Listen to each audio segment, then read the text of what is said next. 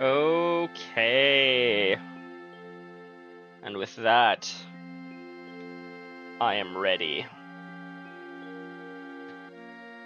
How's it going, Frost? Are you ready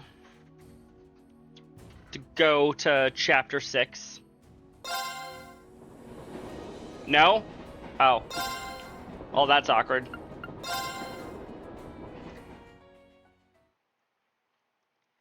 That becomes super awkward, actually. Lady Sarah is awaiting your arrival on the Academy's field. I suggest you fully prepare yourselves before heading there. Please have a safe trip. Teehee. Now I'm even more sure she knows exactly what's going on. You think Sharon knows what's happening?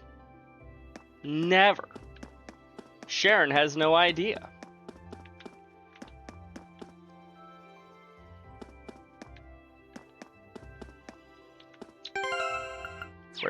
Where'd the books go? We've got the next chapter to read. Was this the one? Yeah, we already read this one. Chapter 7 is the one that we needed to read. I have no further need of your assistance. His mind still reeling from the skill that Rose had demonstrated in her earlier battle, the only way he could react to her words was with dumbfounded silence. There were plenty of ways she could have argued back, not least by pointing out that they had yet to discover the vampire's identity, and that the reason that she had originally agreed that they work together was so that he could use his position in the army to aid her in doing so. As if reading his mind, she said, I have discovered the identity of the vampire this afternoon. As such, there is no longer anything you can do to help me. His initial reaction was doubt.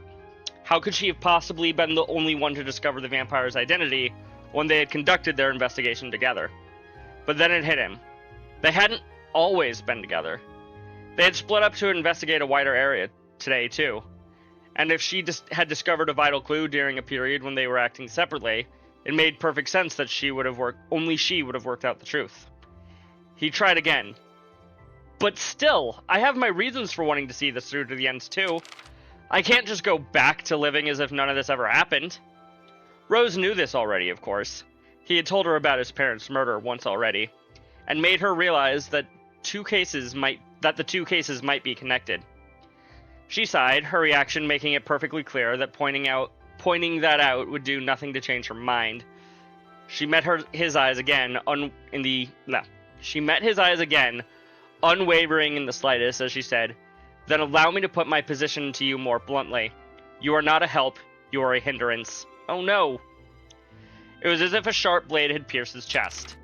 Her words left him shocked and speechless. She continued, I would have thought that anyone who looked around would be able to realize this is not a matter that ordinary people can, or should, involve themselves in. As she spoke, she gestured in the directions of the ghouls, or rather human corpses that were once ghouls littering the surrounding area. Some were riddled with bullet holes, some had smashed skulls, some had no heads at all. Her words caught Alphonse's memory to return once again to the battle he had witnessed. Even if he had tried to intervene earlier than he did, would he have been able to do anything? No. On the contrary, it was easy to imagine him getting in Rose's way, becoming a liability and interfering with her ability to fight. Alphonse looked down on the ground dejectedly. It was galling to hear and realize that he might be useless in this. Rose opened her mouth to continue, her gaze somewhat distant. A long time ago, I tried to pursue another vampire with the help of a civilian just like you. I was hesitant at first, but after he insisted so vehemently, I eventually accepted. Alphonse looked up, stunned at what he was hearing. He had assumed he was the first person to offer to assist her. He was killed by the vampire we were pursuing. After that, the vampire disappeared, never to be seen again. It was clear by the pain in her voice that for someone whose life revolved around killing vampires, there could have been no worse outcome. Of all the jobs I have undertaken, that was my worst failure, and the most terrible stain on my record. I will not allow something like that to happen again. As such, I always try to keep you at arm's length. All I wanted from you was for you to make it easier for me to conduct my investigation and find out what I wanted to know. I was just using you all along. She continued on, telling him that everything had gone the way she hoped it would, perhaps even better. Thanks to his contribution, she had been able to discover the identity of the vampire, and the army was able to find out what it looked like, helping them to keep people off the streets and allowing her to successfully lure the vampire out.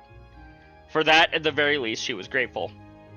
Alphonse could only stand and listen as her cold words washed over him, the meaning of what she was actually saying not truly sinking in. She fell silent for a moment and took a deep breath before starting again. The worlds we live in are just too different. We should never have even met, and yet, by coincidence, we did. But that's all. Now you need to forget that it ever happened and go back to the life you should always have lived. Besides, as a vampire hunter, the only life for me is one of solitude. She gave a small, self-deprecating smile before turning to walk away from him. Seeing that smile and hearing what she said, something struck Alphonse as off, and yet he could not call out to her. It was as if there were an impenetrable wall between them now, stopping him from interacting with her any further with her. I can take care of everything by myself now. All I ask of you is to stay away and let me do it. Farewell. She said her final words as she walked, without so much as turning to face him, and then disappeared into the dark night. Left behind, Alphonse stood alone, frozen on the spot in the sea of blood. The next day, 10 unidentified bodies were discovered in Heimdall, and the surrounding area filled with disorder, the likes of which had never been seen before. Numerous soldiers moved to and fro, surveying the area under Gerard's direction, while crowds of curious onlookers tried to get a closer look at the gruesome display. Even Alphonse, who had been removed from the main investigation team, had been called to assist this time. Alphonse had expected the bodies to be heavily disfigured from Rose's attacks, but when he reached the scene, he could see no evidence whatsoever that the previous night's battle had even taken place. The only marks on the bodies were the bite marks left by the vampire. At first, that fact confused him, but then he remembered how that Rose was somehow connected to the church. It seemed quite possible then that she would have worked alongside others, one or more who may have arrived later to disguise any evidence of their involvement. After all, the church had the ability to purify weapons that allowed them to contend with the vampires. The possibility that they might also be able to put the corpses back together was hardly a stretch after all, the things he had already witnessed. Realizing how ludicrous that would sound to the average person, he could only laugh to himself under his breath. There was no sign of Rose at the scene, although Alphonse hadn't really expected that she would appear to begin with. She had made it clear the previous night that their original arrangement was over. Most likely, Rose would go on to bring an end to the vampire murders herself in secret, with the culprit never apprehended, and the fact that the vampires actually existed never being revealed to the world. But could he live with everything ended that way? There was still one burning doubt in Alphonse's heart, a lingering unease that refused to go away. The expression on her face as she turned to walk away. As the vampire hunter, the only life for me is one of solitude. That may have been what she said, but the sad smile on her lips when she did so told a different story. Coolness underlined with resignation, her words had been blunt, but to Alphonse they also seemed tinged with loneliness. Alphonse found himself reflecting on what loneliness meant to him. It was a feeling he was all too familiar with after losing his parents. In the blink of an eye, he had been left with no one who cared for him, no one who would be kind to him, no one who would look out for him. It was easy to imagine how being placed in a situation like that would gradually eat away at a person. Fortunately for Alphonse, his father's friend Gerard had held out a hand of salvation to him, and had later met others like Luca, who cared for him and he for them. It was thanks to them that he was able to free himself of the loneliness that may have otherwise consumed him. Nonetheless, the experience had taught him exactly how painful living like that could be, and how humans could not completely live alone. Rose, however, had said that living in solitude was the only life for her. But did she honestly mean that? Or did she really long to break free of it? Yet something was stopping her from doing so. With the memory of his own experience still painful even after all those years, Alphonse couldn't stop wondering. That was when he made up his mind. He wouldn't just leave things as they were. Rose may have cast him aside, but he had long ago decided what he needed to do to put the past behind him. And no matter how much danger he risked doing it, or how much she tried to stop him, he was determined to see it through to the end. If that meant he might be a hindrance to her, so be it. This was his fight as much as hers. Alphonse shook his head furiously from side to side, as if to divest himself from the doubts and hesitations that had been filling his mind since the previous night. Focusing on the task at hand, he set about frantically investigating the area. That, he felt, was the only way for him to be able to stand shoulder to shoulder with her. Time dragged on as the search continued, and the receding rays of the setting sun began to blanket the scene in the warm apricot hues. The 10 corpses had been carried away, and the vast majority of onlookers had disappeared. The large number of soldiers who formed the investigation team had also reached a stopping point in the investigation, and were ready to return for the day. But Alphonse waved them off, still silently combing the area for clues. "Come on, Al, it's time to go back to the guardhouse for the day." The concern in Gerard's voice was obvious, but Alphonse only spared him a tired smile. "Sorry, sir, just let me look around a bit longer." Considering the intense battle fought between Rose and the vampire the previous night, there was every chance that something may have been left behind that might help them guide them to the vampire's identity. The investigation team found no such thing, despite spending the entire day looking, but that did nothing to dampen Alphonse's spirits. There was something here, he knew it. Seeing Alphonse's determination, Gerard couldn't help but smile in return. "All right then, have it your way. Just make sure you come back if you get too tired." And with a backwards wave, he walked off to join the other soldiers as they returned to the guardhouse. Silently thanking Gerard for his kindness, Alphonse went back to scouring the alleyway. After another half hour had passed while Alphonse methodically swept his eyes over every nook and cranny, as the lights from the dipping sun retreated from the sky, he began to fear his time was up. But just then, his eyes were drawn to a point between two of the buildings. It was a narrow gap, overlooked in the investigation, where something might have fallen. Indeed, he spied the barest of shapes on the ground. Upon seeing it, Alphonse remembered seeing something fly from the vampire when Rose had landed her flinching slash on his chest. He crouched down to inspect the space. The gap between the buildings was so narrow that his arm could barely fit inside. He stretched out his fingers, desperately trying to reach the fallen object. He eventually managed to catch it between his index and middle fingers. It was a narrow, rectangular piece of cloth. Alphonse stared at it, analyzing every last detail on its surface. It was a filthy gray in color, most likely meaning that it had been white originally. It was also clear that it had been separated from something by Rose's sword, but other than that, it looked like just an ordinary piece of cloth. It would have been nothing of interest at all to anyone just passing by. Anyone other than Alphonse, that is. Looking at it, he finally understood everything. The reason Rose had suddenly chosen to part ways with him, and the true identity of the vampire who was terrorizing the city. So he knows the truth about the vampire, but who is it? I don't know. You think I know who the vampire is? It was AOD all along. Oh no.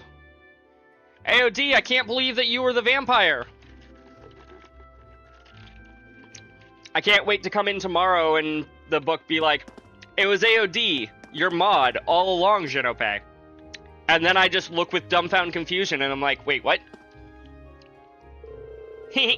Aren't you glad we get to be in the same group again?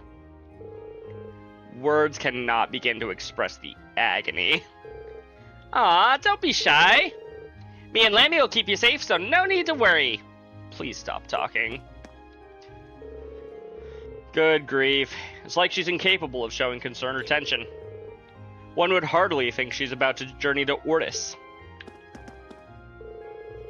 It's odd thinking of how close this month's field study was to being cancelled. And it's even weirder how relieved I felt that it wasn't. Heh. I know what you mean. I know we struggle through every month, but I felt that same sense of relief. I guess that just goes to show how much a part of our lives, they've become. We don't have a field study lineup for the next month because of the festival. I'm guessing that means this month's field study will be doubly challenging. Probably. I think that's how that works.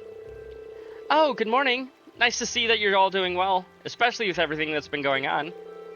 But don't worry, I'm sure you'll all pull through no matter what you face. Good luck and be careful. Thank you.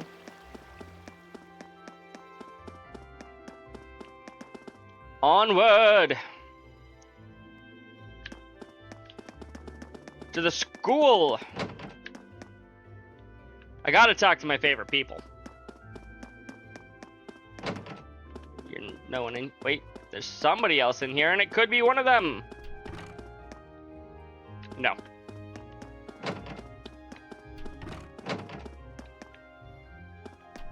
Talk to the instructor, Makarov. You're off to Ruhr, right? You might just bump into my sister there. Trust me, you'll know her when you see her. Imagine Mint, but all grown up and somehow even more dangerous. I will keep that in mind. Love, Mint.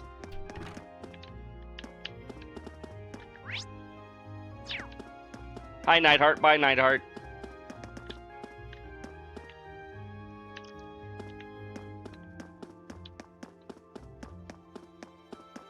Wait. Wrong way. Hi, Ferris. What's wrong, Ferris? Aren't you going to practice this morning? I had planned to, but apparently the field is off limits at the moment. I must have overlooked an announcement or something. Off limits? Really? Elisa, we need to be meeting up at the field here soon. What do you mean you're surprised about the off-limits field thing? It could have something to do with the reason they called us out there. Exactly, Reen. You get it. Oh, hi, Rosine. I believe that Class 7 has finally decided on what to do for the festival. That's wonderful news. I'm sure that it'll turn out to be splendid, regardless of what it is that you choose to do. It may be tough to find the time to prepare with your field studies to worry about, but please do your best. Thanks, Rosine. We will. I expected Mint and the twins to be there. They were not. Are they in the student union building? What about Beryl and Dorothy? Literature room club is off. Is locked. The Occult Research Society door is also locked. There's nobody here. Where's the engineering building? There we go. I know that Toa's here because of the map. Hey, Toa. Morning, everyone. Good morning. Huh. Didn't expect to see all three of you together this early. What gives? We were just talking about all of you, actually. I'm just glad you managed to decide what to do for the festival before you got shipped off for your field study. Sounds like you didn't waste any time putting George to work either. We did ask him to help with our orbital instruments, yeah. Huh. I'm hoping to have everything sorted out by the time you're back. Make sure you know who's going to be playing what by then, though. We haven't even decided our genre yet. Well, that's definitely something you'll have to take care of. I'm more interested in the outfits, though. I'm thinking sexy, really sexy. Angelica, please. Oh, you and I are on the same page. Don't even think about it. I'm not wearing one. I would be a bit distracting if they ended up as revealing as President Herschel's was. That was all Angie and Crow's fault. They wouldn't listen to any of my feedback. I hope you realize how much I'm counting on you to stop this, Reen. I'll see what I can do. On a less sexy topic, though, this month's field study sounds like a tough one. Ruhr's at the center of the Norcia province. The provincial army's influence isn't quite as blatant as in Ordis, but they still hold significant sway there. And their relationship with the railway military police is especially bad, so make sure that you don't get wrapped up in all that. Really? And tensions are rising both inside and outside the country as it is. It's kind of worrisome. At least your field study's been planned out to minimize the chances of you getting into any trouble. What? What do you mean by planned out?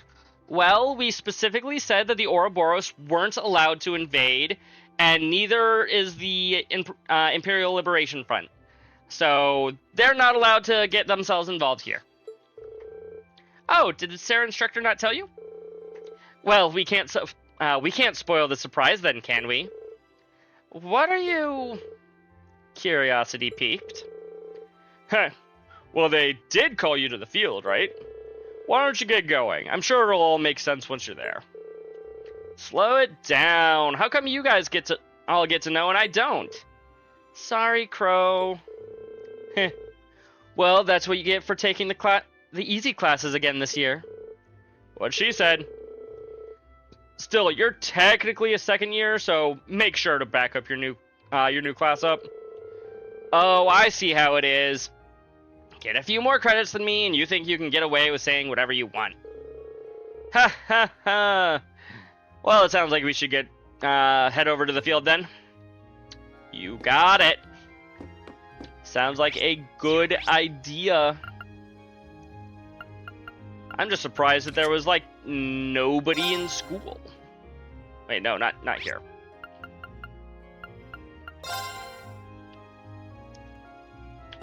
Are the people that I want to talk to available to be talked to here? I shouldn't intrude. Damn.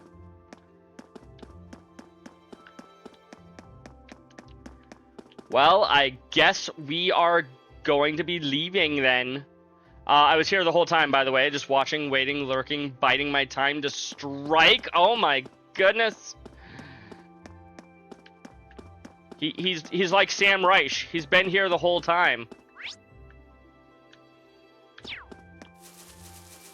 Hold it. Hold it. I don't want to talk to Patrick. We were all told to meet here at 9 a.m. Seems like I still have some time. No idea what this is all about, but it'd probably be a good idea to finish preparing first. Yeah, I don't want to talk to Patty Cakes. Let's go to the academy field. Patty Cake, Baker's... Patty. Oh, instructor. I wasn't expecting you to be... And Sharon got here before we did.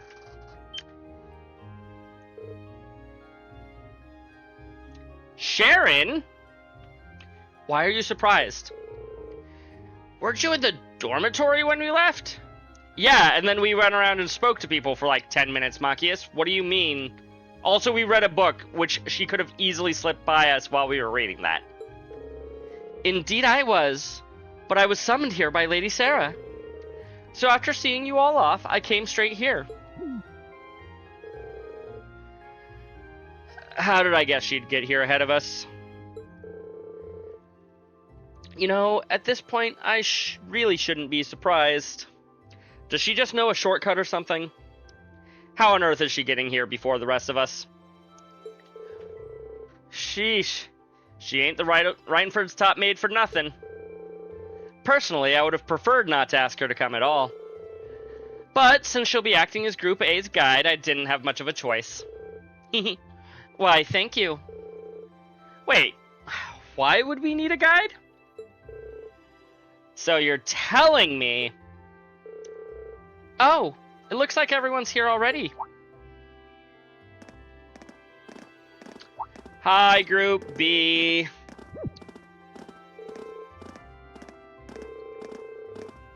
Cooking, cleaning, instruction. You flatter me, Master Eustace. I didn't read what he said, because I was looking away from the screen. I'm sorry. Well, we've got all of you here now. And look at that. 9 a.m. right on time. Huh?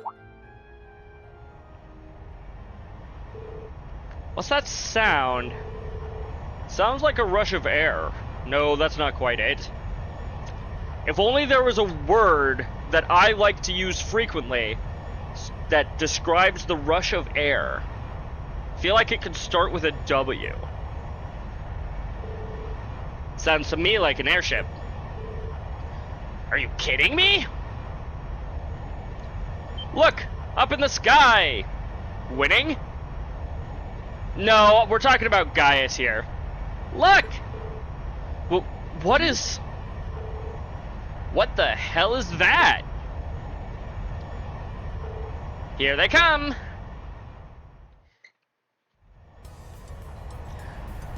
It's an airship.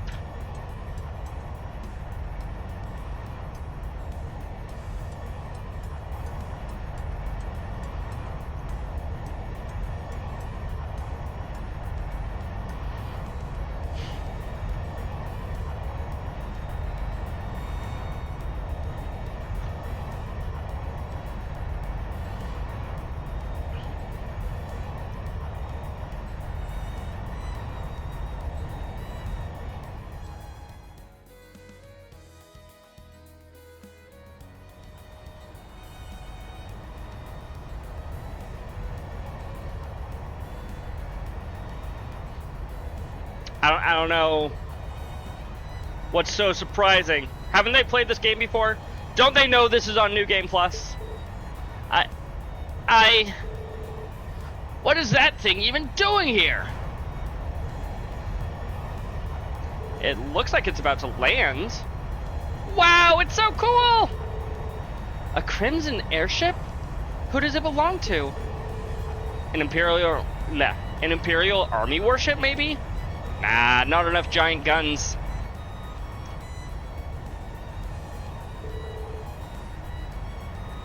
Still, the shape looks familiar. Oh, now I remember. It's like the white wings of Liberl. You think so too, right? You mean like the Arseal?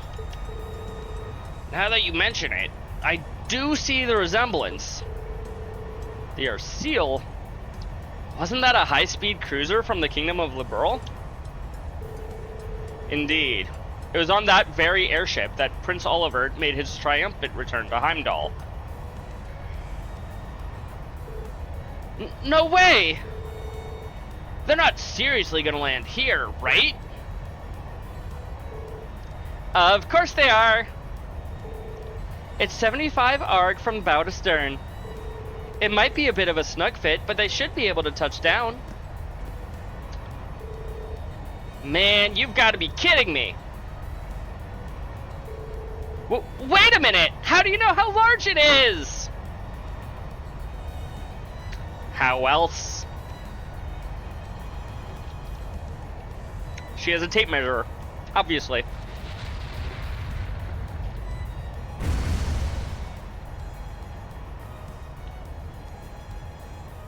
Look at that ship.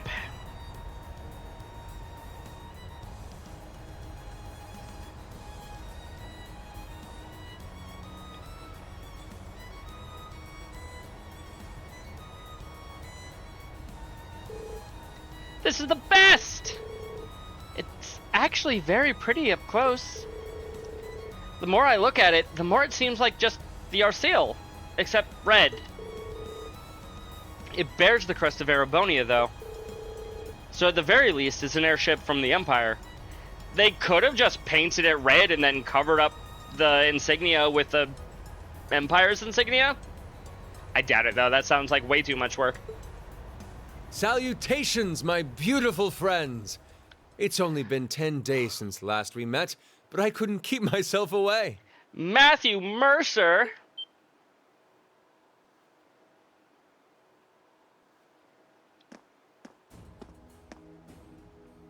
Prince Olivert. And Major Vander. I'm glad to see you all again. Why doesn't he get a voice actor? Your slack-jawed amazement says it all. It was just him! It was just the one line! Why couldn't that have been voiced? It looks like this will be quite the crowd-pleaser during its grand unveiling in Heimdall. Wait, what grand unveiling? Man, I don't even know what's going on anymore. A lot of things are going on, Elliot. Don't worry about it too much. Still, the prince is just here in a supporting capacity today, to say nothing of myself. The real stars of the show are the airship and this fine gentleman we have aboard. Who may you be referring to? It's been quite some time. I see many familiar faces gathered here today, and several I've yet to have the pleasure of meeting. Is that? I know that voice. Oh my goodness, Laura, it's your dad! The Radiant Blade Master? Yep. Father. So that's Laura's dad? Sure is, Fee. Wait, who's the one now? Who's the... And look, Toval's with him too. Sure is. This isn't quite how I expected our grand reunion to go. That's for sure. What are you doing up there? And what's with the hat? He felt like being the captain of a boat. He settled for airship. Allow me to introduce you. This is Captain Victor S. Arce, who will be assuming command of this ship. So that's what this is about. I'll fill you in on the details another time. What in the name of Adios is that? That, Patrick, is an airship. Wow, what a pretty ship. This thing's a real piece of work. Incredible! I've heard about the specs, but the numbers don't do it justice. Looks even better live than on paper. I imagine that's true of most things, George. They look way better when you see them in person than when you just read about their size on a book. Hi, Claus! Welcome in. How are you doing tonight? Good to see ya. Principal Van Dyke, you too? Well, yeah. Could someone fill us in on what exactly is going on here? Your bafflement is quite understandable. The chairman of the board proposed a change to your travel arrangements for this month's field study. They wanted their trails to be not in cold steel, but in the sky for one chapter. You're doing well? Good to hear, Claus. I am also doing well. I am starting Chapter 6 proper. We are boarding an airship to go to Ruhr. Thank you for the Hydrate Frost. I forgot to get myself a glass of water before I started stream, so I shall be drinking what is left here of my Mountain Dew Baja Blast. He's agreed to deliver all of you to your respective destinations aboard this airship. Fun indeed, Claus. Fun indeed. What? We'll be riding in style. We sure will, Crow. He's mainly taking it on its maiden voyage to unveil the ship to the nation. We're just kind of along for the ride. Oh. You'll be headed to the capital first, but from there, it'll be a straight shot to Ruhr. Why do we need to go to the capital first? I'm not sure what to say. Oh, this is all so sudden. I think I need to sit down. You'll be able to sit down once we get inside the airship, Emma. Gimme. Let me inside. Well, should we be off, Your Highness? Not before we get in! Yes, that sounds marvelous. With that, let me be the first to welcome you, Class 7. Aboard the second Arsail-class high-speed cruiser, the Courageous. The Courageous. Not to be confused with the Ouroboros ship, the Gorgeous. That's what the Ouroboros ship was called, right? I'm pretty sure. If I recall correctly. I could be wrong. I don't remember offhand. And I don't want to look it up right now.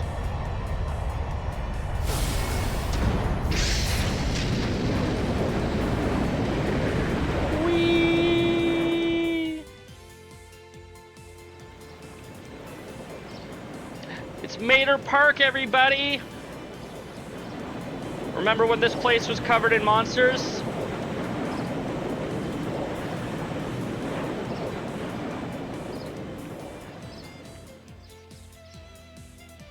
Tow Mater? Yep. Oh, it was the Glorious.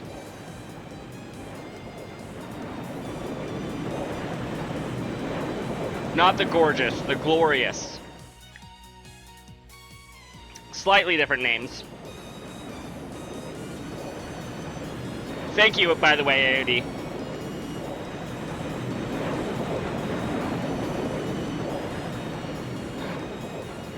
Phantom Thief B.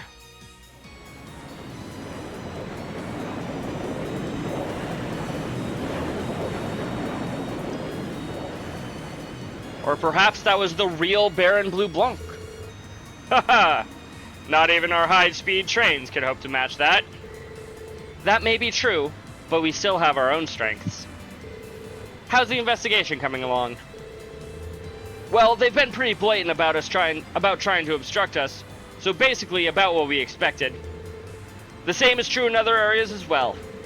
Understood. Respond with pattern 13. I'll head there myself this afternoon. Yes, ma'am!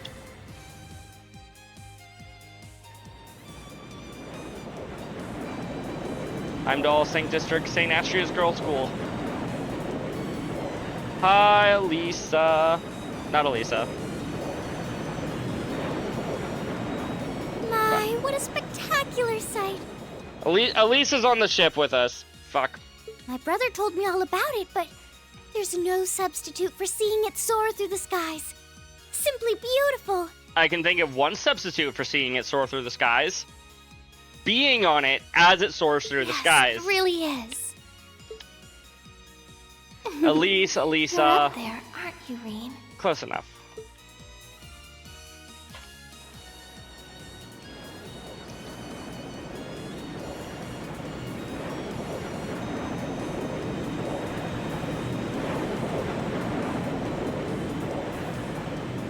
Wow!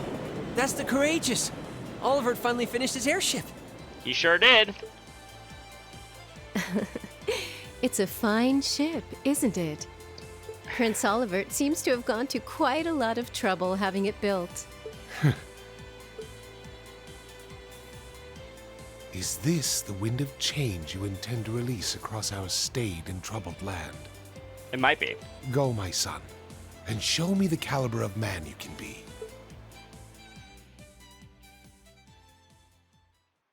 We can be quite the caliber of man. Hello, Osborne and Lecter. Can you believe it's been almost 2 years already? And look at how far our debaucherous prince has managed to come. Quite far. Partnering with Liberl to make a second Arcel-class airship, then cruising over the capital? I suppose that's one way to stick it to you for outmaneuvering him at the trade conference. Let him have his fun for now.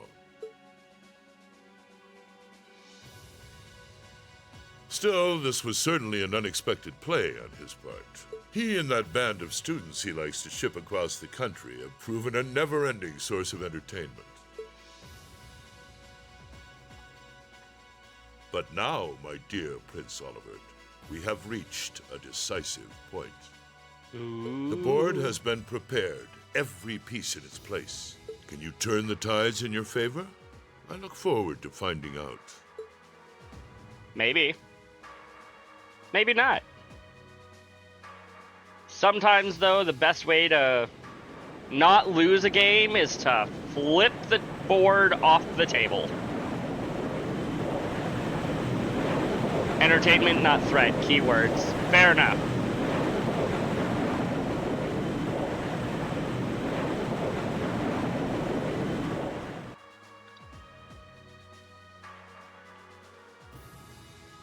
Courageous Bridge. It's currently 10:02, and we have a north-northwesterly wind blowing in at a speed of 11 Arg. We've just passed through the Schwartz-Drake Barrier's airspace into the province of Nortia. Current speed is 3,050 SPH. We've reached full cruising velocity.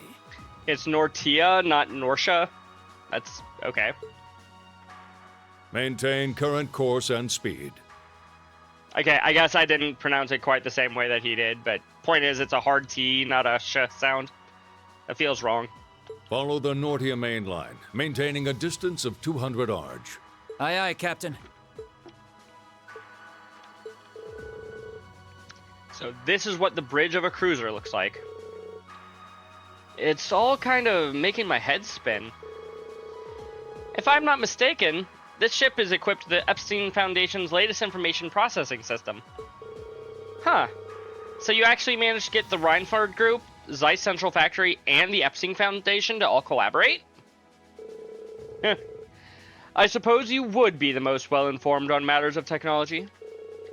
It took the combined effort of countless supporters to take this airship from blueprint to beauty. I've caused a great many people who no small amount of trouble gathering the technology and funds to build it. Haha. It's nice to know that even princes have trouble with financing sometimes. Alas, it's true. I had to borrow quite a sum from a number of sources, the Emperor himself among them. But all my labors bore fruit, and we were able to build an aircraft that met all of my ideal specifications. At a length of 75 arg, it's almost twice the size of the original Arseal. And with it supporting 20 of ZCF's high-performance engines, it can achieve a top speed of roughly 3,000 SPH. Not quite as fast as Arseal's 3,600 SPH, but the Courageous boasts high armor and interception capabilities. Good grief, she's memorized all the specs already. Of course she has, why wouldn't she? Still, the more I hear about it, the more unbelievable it sounds. Sounds like he's compensating for something. Sherazade would have a word as to whether he's compensating for anything, Fee. I'd heard something like this was in development, but I never would have imagined you'd put this much power into it. Well, now we have a rough idea of how extravagant the ship is. But what I don't understand is why my father's sitting in a captain's seat. He's not even a part of the military. Unless... Father, did you actually enlist in the Imperial Army? And get promoted all the way to captain that quickly? Haha! I can understand why you might be perplexed. However, this ship isn't a part of any military force. Huh? So, wait. Is it officially regarded as property of the Imperial family? Precisely. I intend this ship to give wings to a third faction of sorts, unconnected to both the provincial and Imperial armies. To that end, I could think of no finer a captain than the Viscount Arsaid. Well, at least that explains some of it. I see what you're getting at, yeah. The fastest airship in the Empire, captained by the Radiant Blade Master? Heh. Couldn't ask for a stronger deterrent than that, I'll say. Well, that's my hope anyway. About half of the crew are on loan from my division, the 7th Armored. The rest are civilians, representing a variety of nationalities and social classes. As for me, I'm here because I'm just that good at gathering information. They've also tasked me at this point, as the point man, for keeping in touch with the guild and all its local branches. Makes sense to me. Torvald's definitely a good choice. He's got tact and patience to spare. Me, on the other hand, I'm more the face-punching type, and we love you for that, Sarah. Frankly, I'm still shocked that we're here. I'd never have imagined we'd be flying in such a marvel of a ship with such a distinguished crew. You've got me curious, though. Are you intending to tour the whole Empire like this? That's our plan, yes. The hope is that it might assuage some of the tension that's been building across the nation. And if we happen to intimidate the Imperial Liberation Front while we're at it, all the better. Ah. That makes sense, considering they've got their own airship too. The Intelligence Division and the RMP seem to be keeping them in check for now. But having a ship like this in the air will definitely put even more pressure on the Liberation Front. In other words, this ship allows me to kill 3 birds with 1 stone. Genius, isn't it? And if I ever feel the urge to stretch my wings, I can take to the skies whenever the mood strikes me. And I have enough crew to pilot the ship. I can't pilot the ship on my own, no matter how much I seem to insist that I might be able to. Perhaps one day, I'll even be able to put on a recital soaring above the skies of Heimdall. Well, putting aside certain idiotic flights of fancy, at this speed it should take less than an hour to reach Ruhr. Can't know until you try. You know what? That's fair. That is fair, Frost. We won't know for sure if and failed spectacularly. Exactly. Maybe Olivert's the one man who can actually fly a ship of this size on his own.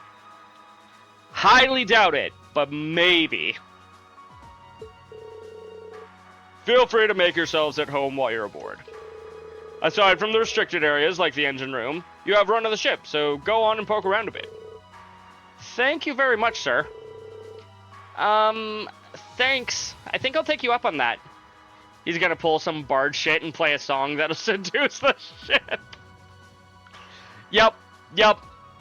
That's exactly what a bard would do. Hey, DM, I run a roll to try to seduce the ship into flying on my own. That's not how ships work, you dumbass. I rolled a nat 20. And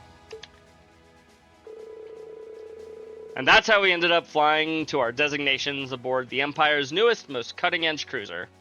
I'm playing a bard in BG3 right now with a friend. Nice. It's very funny to have, like, +8 on every roll. Nice. Old history, I cast Vicious Mockery. Let's go. Yep. I understood that reference. But we didn't just sit and look out the windows, of course. Since we had the captain's permission, we each set aboard exploring the Courageous, seeing what the top-of-the-line airship had to offer. So much. Can offer so much. Hi, Machias. Everything on this airship is really cutting edge. Prince Olivert sure does love his surprises. First his return to Heimdall on the Arsail, and now this? It's crazy. Honestly, you could have told me about this a little sooner. Is this the reason you've been so busy lately? Haha! I apologize for the secrecy, but much of this project fell under the veil of strict confidentiality. There are some things I'm forbidden to speak of, even to my own daughter. I'm sure you realize that. But Klaus must have known, right? Why was he allowed to know while I was left in the dark? You don't know that he was, that he knew, Laura. Well, we're really honored to have been invited aboard. We can rest a bit easier once we arrive in Ruhr and knowing we had an Imperial escort. Indeed you can. The Provincial Army will have little choice but to accommodate you. This ship's purpose is to act as a deterrent to both factions, as well as the Imperial Liberation Front. By doing that, we hope that the Courageous will hold the old guard at bay long enough for something new to take root. I'm sure it will. They chose wisely in naming you captain. Still, I assume that's not this ship's only purpose. Well, true. Building an airship this advanced seems excessive if all you're using it as is a deterrent. Laura's right. There has to be some other purpose it was made to fulfill. Haha! Very perceptive of you. I regret that I wasn't able to discuss this with you previously properly when you were in Gramland last month. But I'm proud to see just how much you've grown since you enrolled at the Academy. I have my class to thank for that. Learning alongside them has been a constant source of insights.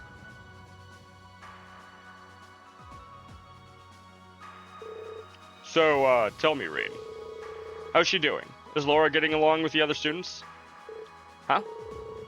I think she's been fitting in fine. I see. That's reassuring to hear. At times, I worry that growing up in a sword-fighting household caused her to end up less well-rounded than her peers. I hope you and the others will continue looking out for her. Of course. We're glad she's with us. I can't imagine Class 7 without her. I can't help but get the feeling that she's something more to you than simply a classmate. Whatever the truth may be, I hope you'll continue treating her as the lady she is. I'm not one to abide inappropriate behavior toward my daughter. Thanks, AOD. I don't have the faintest idea what you're talking about. But I'd like to think I know how to conduct myself towards my classmates. Good, good. That's what I wanted to hear.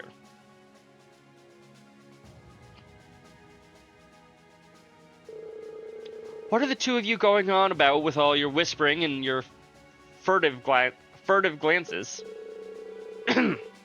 It's nothing you need concern yourself with. Just a little discussion between men. You needn't worry, we'll be sure to get you to your field study safely. As a student of Thor's, I expect you to give it your utmost.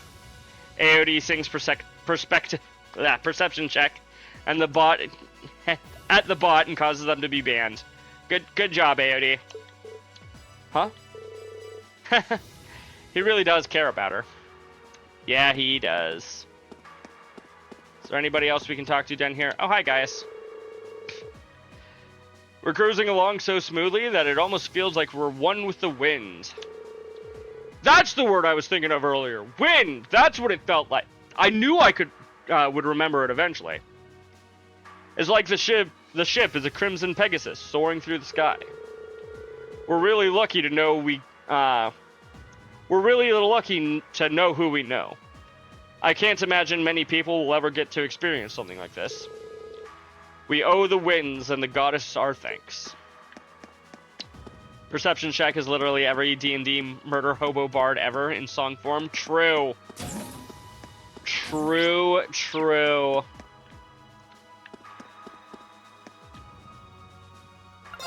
We'll go to floor 1. Start at 1 and work our way upwards. Hello. I'm allowed to go through here, right? You'll find the ship's hangar beyond here. Feel free to go in if you'd like. Unfortunately, though, we can't let you into the factory and engine room opposite. Okay. Hello. I couldn't believe what I was hearing. I had no idea the Reinford Company was involved in developing something on this scale all the time. Then I find out that it was all a collaboration with the Epstein Foundation and ZCF. And on top of that, she's got her hands in the development of our Arcus units too. And it's way too much work for one person. How many projects does Mother have under her wing right now? Well, I'm afraid I can't give a simple answer to that. But suffice to say, the chairman only knows about a small number of the projects in development by the Reinford Group. Lately, the directors have... I knew it! Oh? Hello, Master Reen.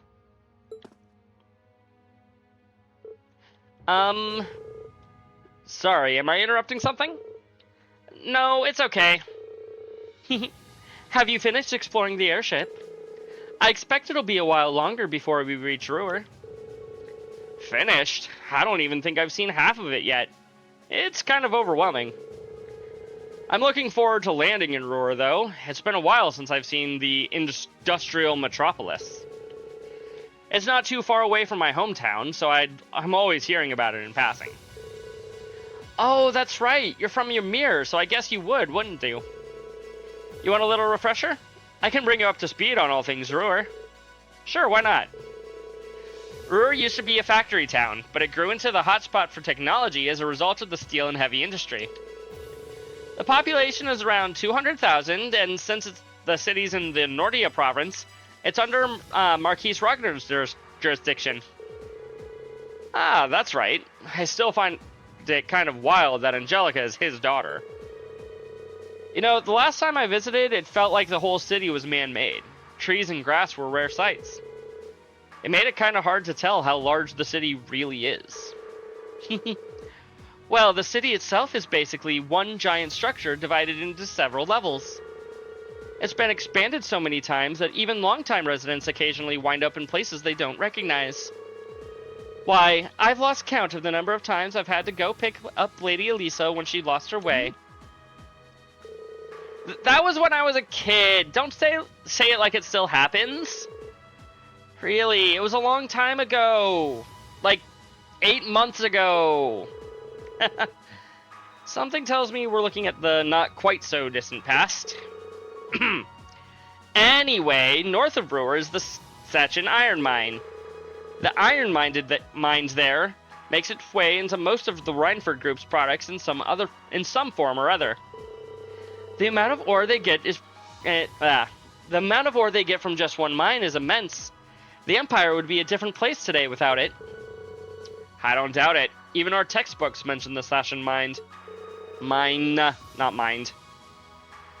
It's been vital to the Empire since back before the Orbital Revolution. In the center of Ruhr, you can't miss the Reinford Group's corporate headquarters, which is also basically my house. Honestly, I was hoping I wouldn't have to go back anytime soon. Lisa. I guess there's no point in moping about it now. We have yet to have a field study that didn't spiral into some sort of hectic adventure. But I'm ready if you are. We'll just take it as it comes. Good thought process, Reen. I'll be wishing you all the best.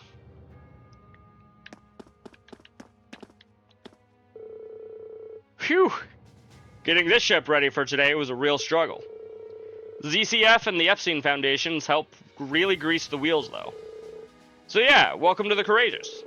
This baby is the most state-of-the-art airship in the world, hands down.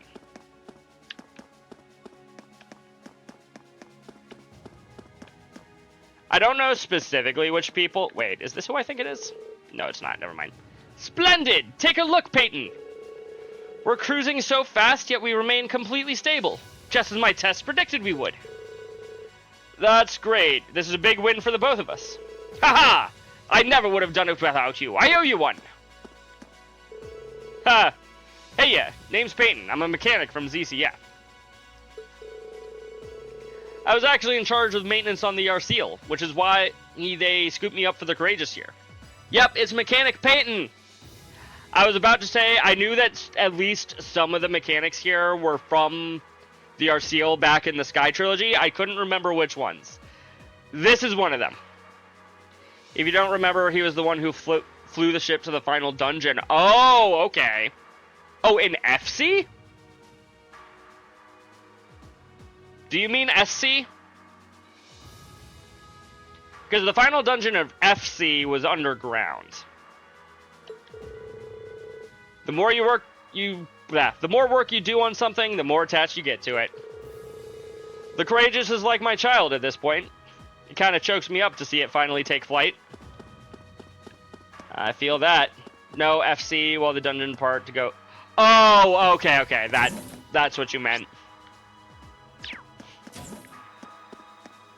Gotcha. That checks out.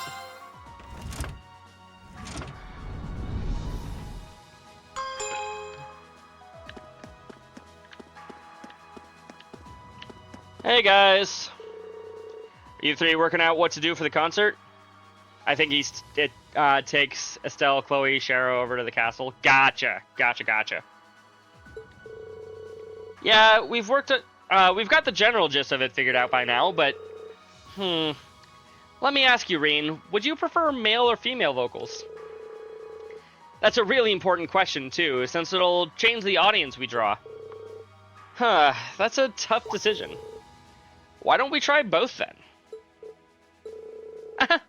You know what? That'd be perfect. Yeah, I really like that idea. 2 songs would be the perfect length, too. Rehearsing will be a bit tougher, but I think we should do it. It lets us use both plans, too. Or you could make one somewhat long song that has male and female vocals. Possibility. You won't see me complaining. He seems really excited for this. Come on, nobody wants to see dudes sing. It's all about the ladies. Besides, if we make the outfits skimpy enough, guys will be breaking in down the doors to get in. I would like to smack you, Crow. Your ideas have all the subtlety of a sledgehammer. You realize that this will put us in direct competition with Class 1, correct? We'll need to do something with a degree of class in order to take them on. A degree of Class 7? Dun dun dun! My man Crow has what they call good taste. Fair, but also... Shop! Do you have any books, my good sir? You do not. You do, however, have ingredients that I can buy.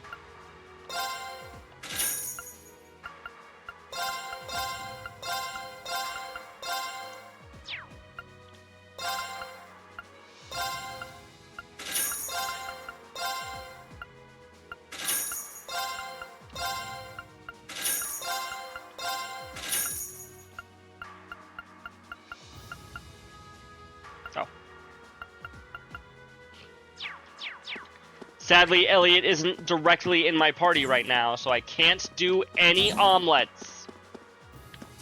Well, I guess I can technically make omelets, but I can't, like, you know, make omelets. When it comes to firepower, this ship's equipped with the bare minimum. Oh, firepower, never mind.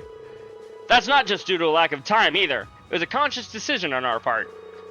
We want the focus of this ship to be the things it stands for, not how much fancy weaponry it's got. Of course, that doesn't mean we won't react appropriately if anyone's foolish enough to try anything against us. Fair enough.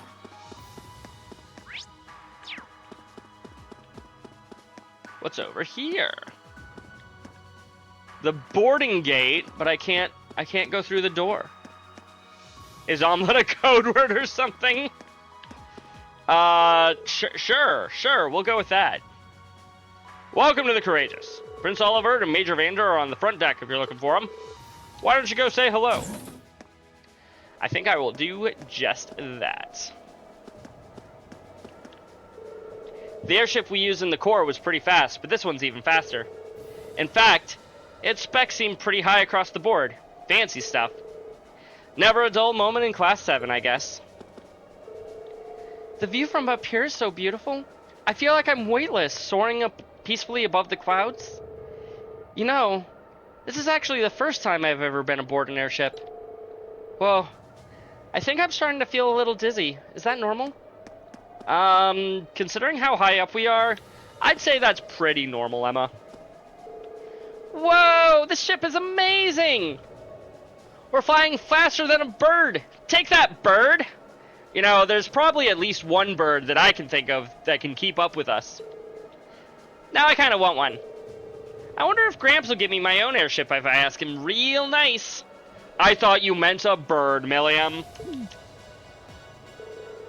You can already fly around on our Getlum. Don't go getting too greedy.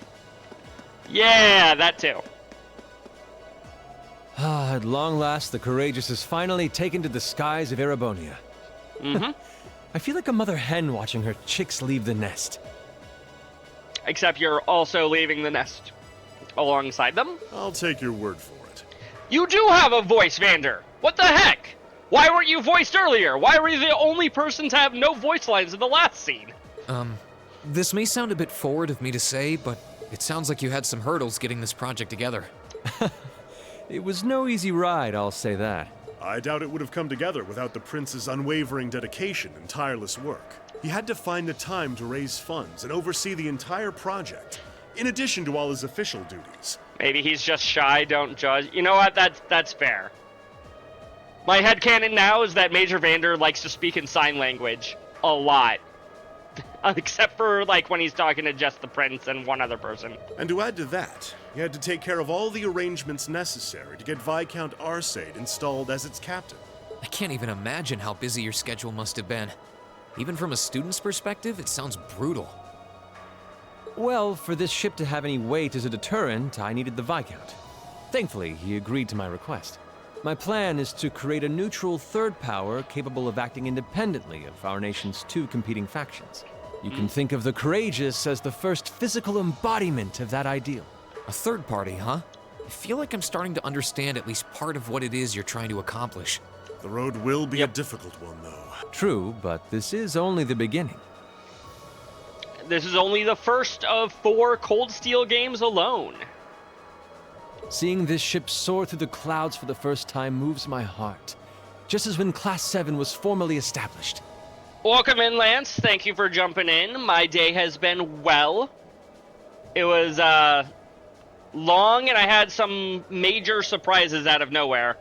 But overall, it wasn't a terrible day. How about yours? Seeing the ship soar through the clouds for the first time moves my heart, just was when Class 7 was formally established. I look forward to seeing what the future holds for the Courageous. And for the brave men and women of your class. Your Highness. We live in interesting times. The political situation across the Empire seems to grow more ominous by the day.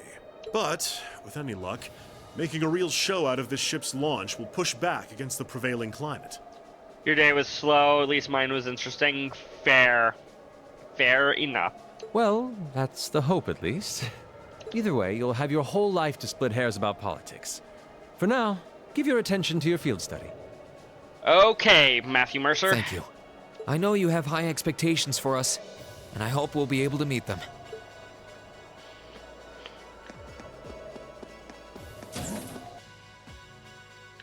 Now, there is at least one other... This is the elevator, right? Yeah.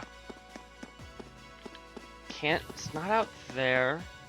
Is it up on the 5th bridge? Okay, Lance, thank you for popping in. We'll see you around.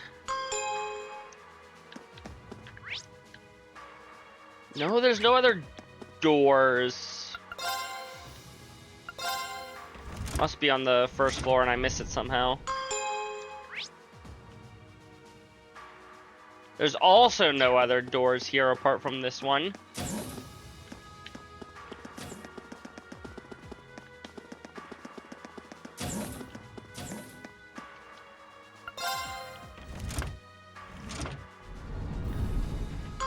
I know that I can talk to... Wait, could I have gone out the complete opposite end over here this whole time? I could! Good job, me! Hi, Toval. Hi, Sarah. Instructor Sarah? Toval? What are you guys doing out here? Well, one of them's a former bracer, the other one is a current bracer. They probably have a lot of things to talk about. Oh, just a little bracer-to-bracer information swapping. Exactly. That's about the long and short of it. Been a while since I saw you guys, though. Not since last month in Legram. Yeah, always nice to see a friendly face, though. It's not that long ago, but okay. Well, despite keeping in touch with him and setting up these arrangements, it came as a surprise to me to see him on board, too. Oh. Clearly, it was meant to be. Honestly, I was only brought on because of my connection with Viscount Arcade.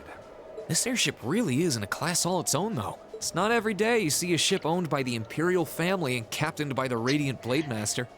Is bracer-to-bracer information swapping code for something? Yes. What is it code for? I would tell you, but I would have to kill you, Frost. It's top secret. This cruiser has the potential to be an important force in Erebonia going forward. Without ties to the Imperial or Provincial armies, it can potentially keep both of them in check if need be. It might not be able to do that quite as well as a strong guild presence could, but it'll still help protect a lot of people. That's true. Good.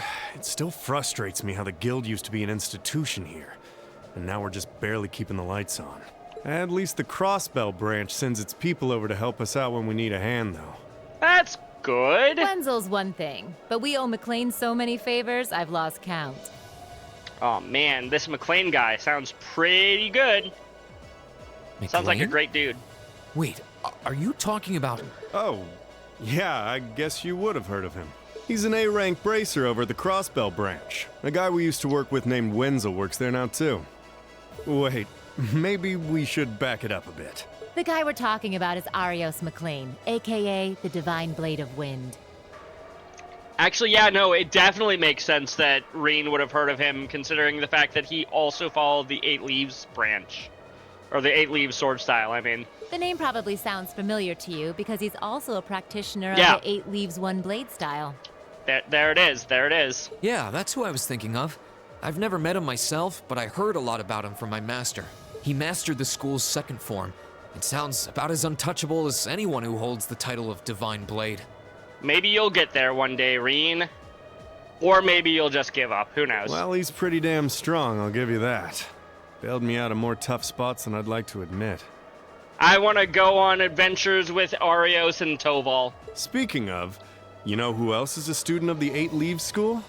Cassius Bright. Cassius Bright. We were talking about him before, remember? He's the bracer who took command during that big incident 2 years ago. Though True. from what I heard, he left the way of the sword behind a while back. Cassius Bright was here in Erebonia. Wait, 2 years ago. It was an eventful time, to put it lightly. And yeah, Yep. we have Cassius to thank for getting us past that. But afterward, well, you know the story from there. They shuttered guild branches all across the Empire, one after the other, and your dear, sweet instructor was out of a job. Until you became a teacher. I'd be glad to give you all the grisly details, but it's a long story. We should probably save it for another time. You know, I'm kind of surprised she didn't find one of the few remaining guild branches to try to work there. Like in Legram. But hey, the guild seems to have a good track record with folks from the 8 Leaves School. Maybe you should consider a career as a bracer. Door's always open, you know? Don't worry, Toval. These games basically make you a bracer no matter what you try to do. Reject the Empire, embrace the bracer, Reen. Exactly. Me? A bracer? Again, Reen, you basically already are. Huh. I never really thought about it before. Just as at the high school level. Hey, there's enough of us singing the Bracer Blues without you trying to recruit my students. Never hurts to start them early. I mean, he's older than Joshua and Estelle were when they became bracers. Seriously, though, we're always looking for more good people.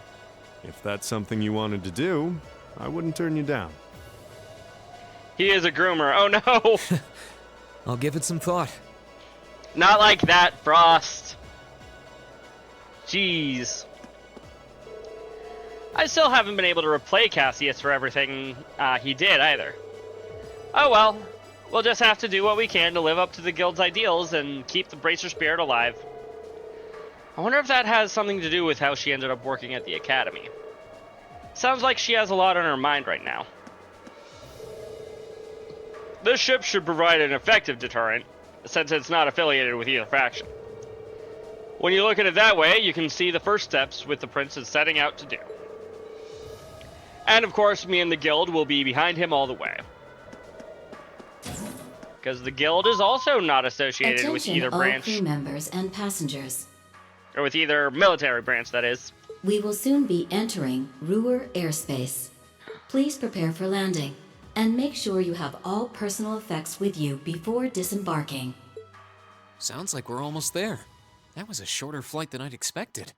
I mean, it's pretty easy when you can fly straight there and don't have to make multiple stops. Guess I'd better go round up the others and start getting ready. Indeed you should.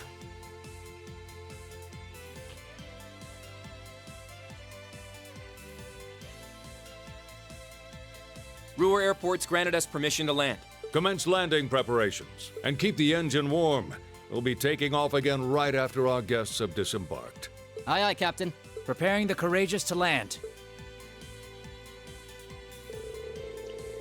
Including today, you've got 3 days for this month's field study. Make 'em count, guys. I plan on it. We'll do the best we can. I just realized we didn't get to play Blade on this trip. No! You guys be careful in Ordis, okay?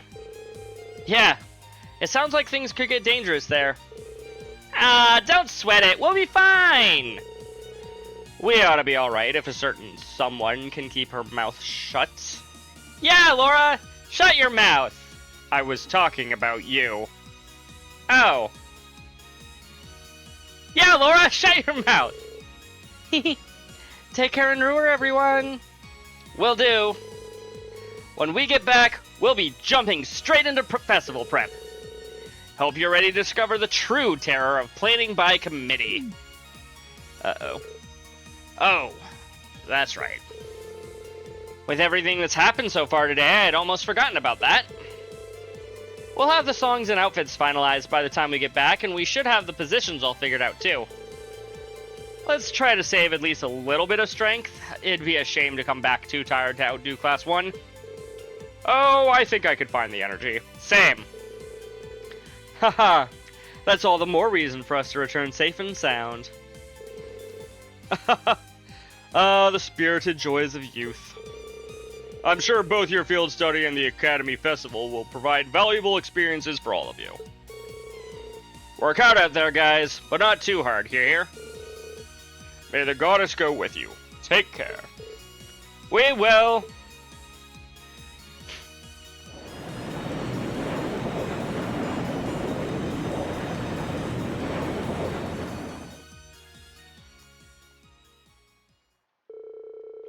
The Courageous touched down at the massive Ruhr Airport, where we parted ways with the members of Group B.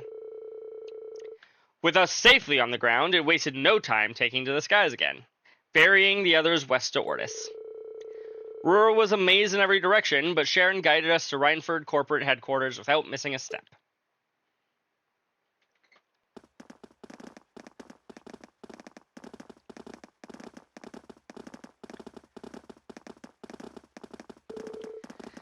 This tunnel goes on forever. I can't help but recall trying to navigate Guerrilla Fortress. Heh. I guess when you build with tons of iron and concrete, everything starts to look pretty similar. We're not that far from the city center now. You might want to brace yourselves. Ruhr has an even weirder layout than the capital. Hey, that's my hometown you're talking about. But I can't deny that it's true. Looks like we're finally out. It's not that weird of a layout. Although maybe it's just what we've seen, or what we see of it. I guess it is 2 layers, so that's a bit on the bizarre side. Escalator! Ruhr, the industrial metropolis. Whoa! The city extends above and below? Sure does. It is an odd layout, even for what small area you see. That fair? Well, Ruhr grew up around steel fabrication and heavy industry. That's how it came to be known as the Empire's industrial metropolis. You were right, it is weird. Make sure to go up the down escalator. Don't worry, I will. And come down the up. That's the only way for that to work. Or, that's the only way to do it, right? It's got a population of about 200,000 people, too. It's as big as the capital of a smaller country. It's a pretty big city. I feel like the city's gotten even bigger since the last time I was here. The Rhineford corporate headquarters is on the upper level, right? That's right. If you'd like to visit, just head up that escalator. Allow me to welcome you to Ruhr, home of the Rhineford Company. Thank you, Sharon, for finally deciding to speak with your mouth instead of your hands. I sincerely hope that your field study here will be a fulfilling one.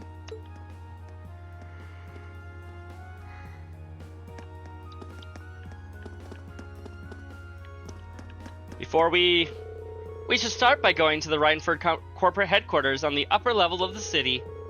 Once you ride the escalator up, it should be straight ahead of you. Fine. That is not the direction we headed on. Wow. A moving staircase, even the Empire. What did you say they're called again? Escalators? Right, the first one was built in Zeiss. After that, the technicians here decided to... Guess they wanted to show off a little, huh? Heh, like kids, I swear. Huh, look at that. They're going too fast for me to read. Well, what is that? That's an awfully strange shape for a building. Wait, that's not even a building, is it? Nice catch, Reen. That's actually an orbital generator. But it's so big. Wow, Fee. Ruhr has many factories and industrial facilities that the city uses.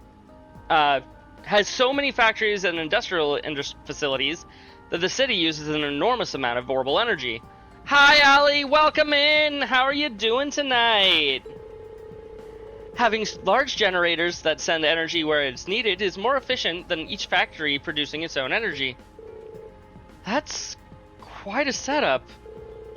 Technology has really come a long way in such a short time. How's your night going? You're good. How about me? I'm doing well. We are visiting a city that has an escalator in the middle of town. Whoa. I've seen the building in pictures, but it's even more commanding in person. Guess you wouldn't expect any less from Rhineford's corporate HQ. I couldn't believe my eyes the first time I saw it either. It's a big building, sure, but it's not as big as Orcus Tower and Crossbell.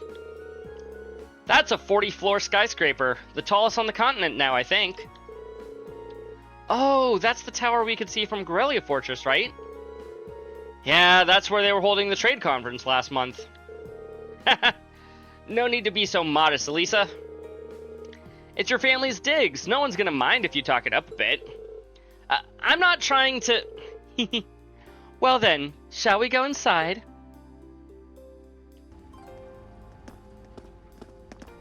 Are you guys tourists or something? It's enormous! That's what she said. I can barely see the top of it. It's hard to believe something like this was actually built by human hands. Probably largely by machines, actually. Although those machines were operated by humans, so like... I guess still technically by human hands.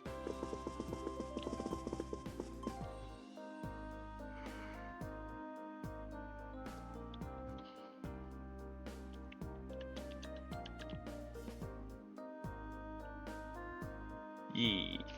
Big building. Big office building. It's just as fancy on the inside.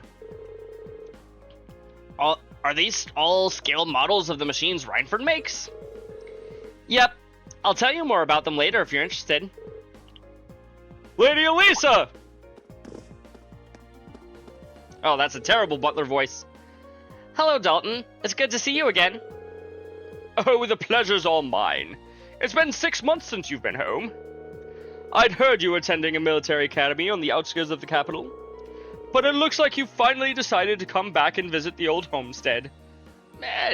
Decided is a, choice word there. Yeah, here I am. We'll be staying for the next 3 days. I see, that's wonderful news. Keep taking good care of her, Sharon. I certainly will.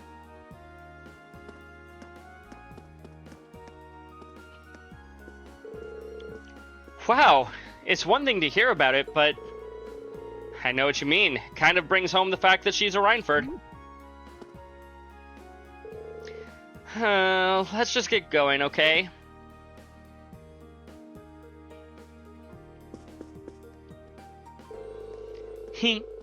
Allow me to show you to the chairman's office. We'll be going up to the 23rd floor. Floor 23. That's a very high up. I've never been in a building with that many floors. Or more. I don't know if they've said how many floors are in this building in this game yet, but it's probably above 23, even.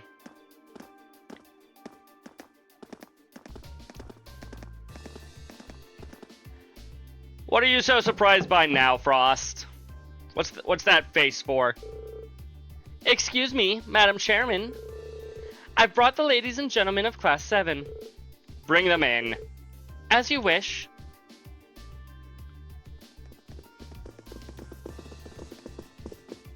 Need to get out of the flatlands. Look. There aren't many tall buildings in my state. They're all about... I want to say the tallest building around here is like 5 stories. That's it. And even then, that's kind of a rarity. Wow. You can tell the buck stops here. That's one hell of a view. So it looks like the Courageous' inaugural flyover in Heimdall and Ruhr was a success. The highest is the Space Needle for you? Wow. But don't release an official statement until tomorrow. That's some pretty tall buildings. Yes, that'll be fine. Yes, I'd like you to begin as soon as possible, and keep a careful eye out for any insider trading. Hello, Irina Reinford speaking. Wow, you didn't even put down the phone first. Yes, I Between calls. understand. Fast-track the construction on the special train if you can. No, pay it no mind. I doubt Crossbell-related shares rising is indicative of a larger market trend. Nah, probably not. But sell them all early next month. Timing is key here. Wow. She's like a commander issuing orders across multiple fronts. Yeah, it's impressive to see Toa do it, but Mrs. Reinford seems to have it down to a science. Yeah, she looks scary. She's a general on the battlefield of business. Yep.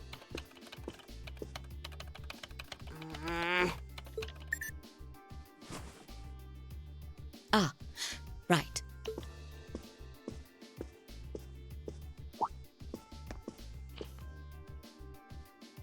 We all have other matters we need to attend to, so I'll get right to the point. Here. Take my hand. What? Thank you. Why would you be handing this to Reen instead of your own daughter? I get that Reen is basically the de facto leader of our group, but she shouldn't know that. You'd think she'd be handing it to her daughter instead. Head of the class? Yeah, technically, I guess. Put some I've cleared respect on my his name. schedule to dine with you this evening, so anything you wish to discuss can wait until then. Have you really, though? I'll leave the rest to you, Sharon. Wow, Frost. Wow. How dare you? As you wish, Madam Chairman. Shame. When do you expect to return this evening? I'm planning on 7. 7? Like Class 7? Is she referencing Trails of Cold Steel? Have our guests enjoy a night cruise, if you will. That sounds splendid. I'll make the necessary arrangements. She said no to nepotism. You know what? That's fair. That's fair. That's it? That's all you have to say? Yep. I don't care if you ignore me. That's nothing new. But my classmates are here and you're on our board of directors. Would it kill you to show at least a little interest? It would, actually. She would die immediately if she showed any interest in anybody other than the class leader. Whoa, Elisa, it's okay. You don't need to get worked up for our sake. Oh, I almost forgot to mention. Huh? If you want to return in one piece, I'd suggest you steer clear of the Provincial Army and the Railway Military Police. The same goes for the Marquis's mansion, though I can't imagine what business would take you there. Use common sense, and don't try to overstep your bounds. But I want to overstep my bounds. That's kind of our whole shtick. That'll be all. We overstep our bounds and accidentally get ourselves killed. Have a safe trip, Madam Chairman. Wow, your mom's a real piece of work, Elisa. The Army only wishes it was that efficient. She certainly has the mettle to head up an international company like this, to say the least. She sure does. See? You see why I didn't want to come back now? Yeah, I get it. You can't tell me that gave you a great impression of her. I think you're being a little hard on her. She was looking out for our safety, giving us that advice.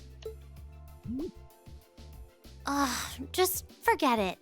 Getting all worked up and storming off in a huff is what she wants me to do, and I'm not going to give her the satisfaction. Is it, though? Do you really think that's what she okay. wants you to do as her daughter? Maybe. We'll be back before sundown, Sharon. I'd like you to have the guest rooms and dinner preparations sorted by then. Oh, and see to our luggage, would you? As you wish. Have a safe trip, everyone. At least that's all normal maid stuff.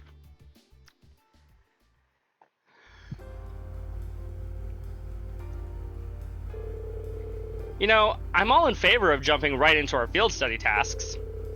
But is it really okay to just dump all our luggage on Sharon? I was wondering the same thing. All our luggage together must have been quite a heft. It's Sharon. She'll be fine. Honestly, can you imagine her breaking a sweat carrying suitcases? I can't. You've got a point. She'll probably carry them all in one go. You know, if she's smart, she has one of those, like, 6-wheel carts, then just puts all the luggage onto them. But she's probably able to just carry it all. Well, looking after guests does seem to be her specialty. Exactly. Anyway, let's see what kind of things that we've got lined up for this trip. Alright. Chains them all together and drags them. No, she carries them above her head. All at once. Somehow. Mining a minor metal. Looking for a particularly rare sort of metal for my research. But I'm afraid I can't get it myself. Exactly, Frost. Tying them all together makes sense, but she's definitely carrying them above her, not dragging them. If you're willing to help, I will be in the western part of the upper level of the Ruhr Institute of Technology. Can you hear me now? I'd like a hand with an experiment that concerns your Arcus units. I will be waiting for you inside the RF store, and I'll tell you more when I see you. Johan. Or Johan, probably. Spina Byroad Monster. Powerful beast has appeared on the Spina Byroad. The Nordia Provincial Army hereby requests its extermination. Monster or Rocky Croaker. Location Spina Byroad. Take the left path outside the city and then turn left. Once the monster is eliminated, please report to the soldiers in front of Marquis Ragner's residence. Okay. Study area is defined as 200 cell around Ruhr. Each student must record his or her activities daily. Yep. As per normal. Haha. Looks like she hit a sweet spot with the challenge factor. Kind of reminds me of Machias's dad. Bah. I can't really deny it. I'll bet she's so sure she's got us pegged. She probably thinks we won't be able to finish all of these. But just you watch, we'll finish up every last one before this evening. That'll show her. Haha, that's the spirit. Anyway, it's only 11:30 now, so we've got plenty of time before sundown. We've definitely got the hang of this whole field study thing by now, so let's show Rower some Class 7 spirit. Right! Indeed.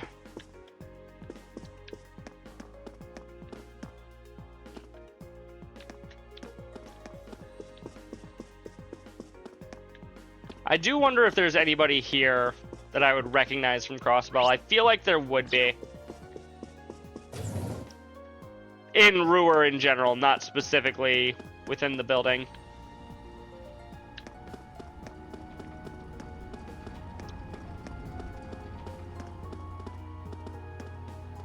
Oh, come on. You're supposed to say something here. Why aren't you saying anything? Is it only during certain times of the story?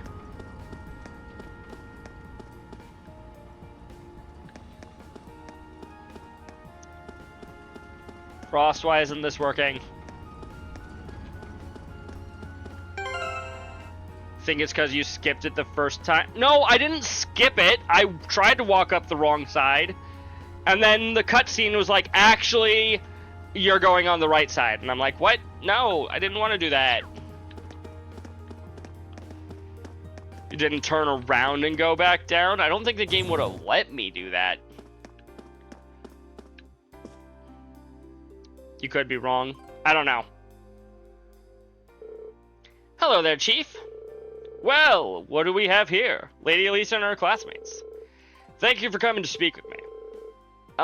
So that must mean you're Chief Johan, at your service. I'm part of the Reinford Group's 4th Development Division. The 4th Development Division? They're one of the group's major divisions, specializing in orbital communications and battle ordnance. But I can't believe you missed the random voice lines. I'm sorry! Game ruined. Restart on Nightmare. No, I'm not doing that, Frost. I think they even supervise the development of the orbital staff. Oh, really? Then that means the reports that I write... Oh, so you're Elliot, aren't you? I appreciate how you're always sending us such detailed reports. You're definitely one of our most helpful testers. I'm happy to hear it. Still, orbital communications and battle ordnance? Those two things sum up our Arcus up perfectly. Haha, smart kid. Those Arcus ordnance of yours are one of our most important R&D projects right now. Now that you think we're focused on the Arcus, do you think you could help us out with our little investigation? Now that you know we're investigating focus on Arcus. Sorry. What do you say? Sure. Sure, that could be interesting. Oh, you would? Thanks a lot. What is it you'd like us to help you with, then? Well, as I wrote in the request, I'd like you to conduct an investigation on the Arcus signal strength. I imagine you've all been making use of the wireless communication capabilities on your Arcus orbits, and I assume that you're aware of the fact that they use orbital waves to make that possible. Today, I'd like you to search for places where those orbital waves are weak. Where the orbital waves are weak, huh? Well, the highways are the first places that come to mind. So, we're looking outside the city? No, I want you to conduct your investigation inside the city.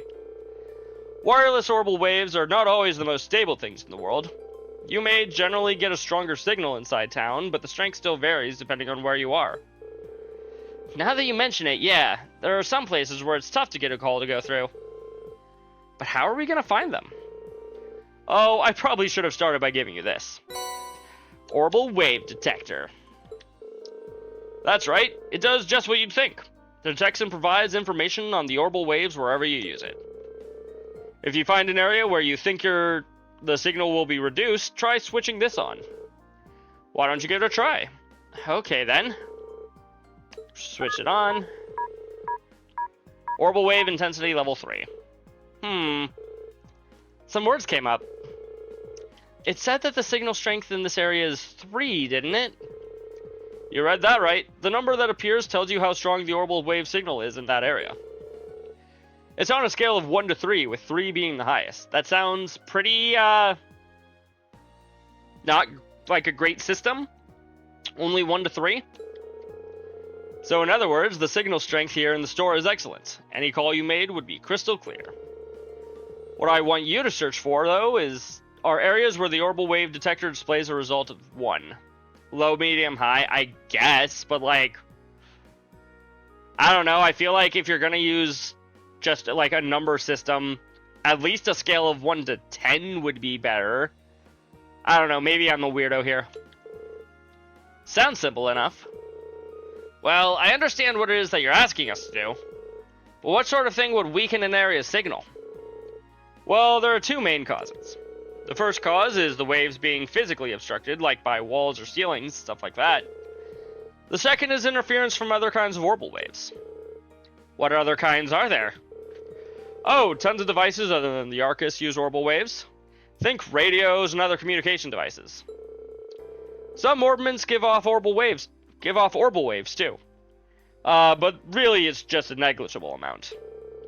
Sometimes when you get multiple kinds of waves in the area, they interfere with one another, meaning neither one works properly. It's not my first time hearing about it either. Sounds like it could be a real problem. It certainly is. It's probably the biggest drawback to wireless communications technology.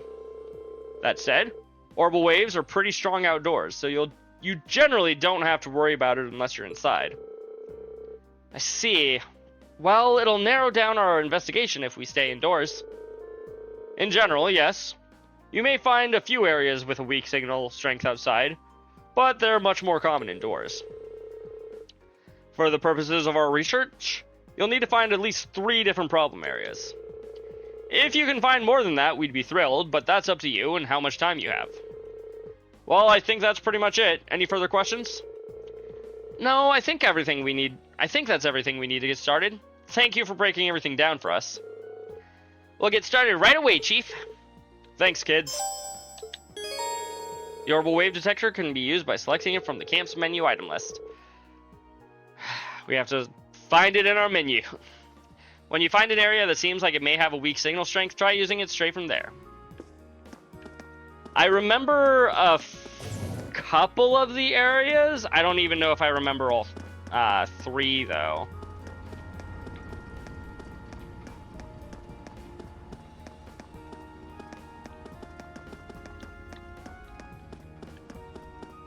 I know that one of them Looks like a dead end. is over here. This was some kind of maintenance room, I think. So you think, Elisa,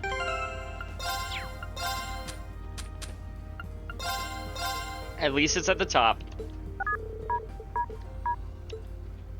This is level 1? Level 1. That's weird.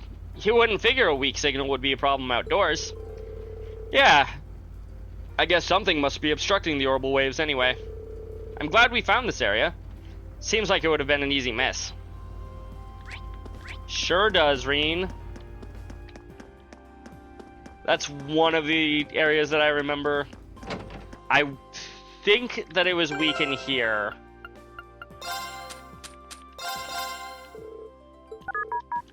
Level 1. It's displaying a signal strength of 1. Huh. Maybe the cathedral's so sturdy orbital waves can't even get through. Possibly. There's no antenna here either. It's because the church doesn't want us communicating with each other. Only with Aidios.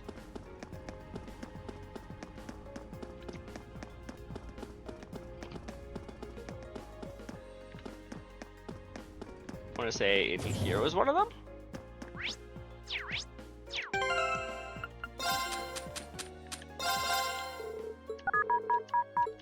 Intensity 3.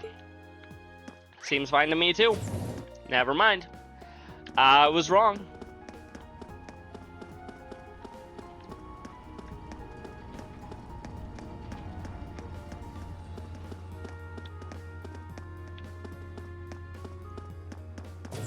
This area is full of warp. Never mind, this is, you know, the place where we have the quest.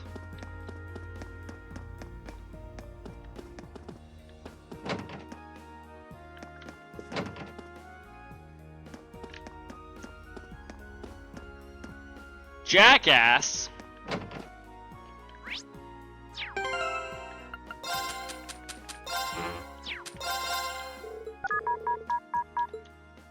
Hey, here's another one. It looks like this area only has a signal strength of 1. I wonder if that's due to all the different orbments here. They must all be giving off their own waves. Probably.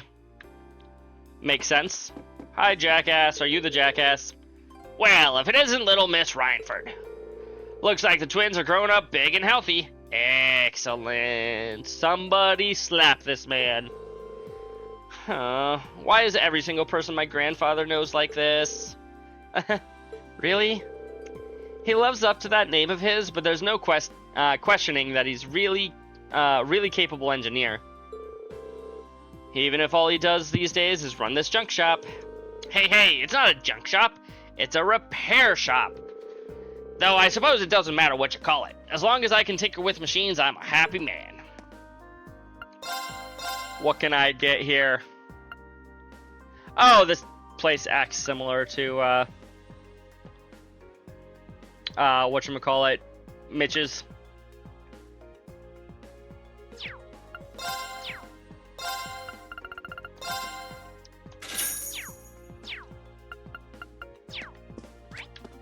Well, at least part of what Mitch can do.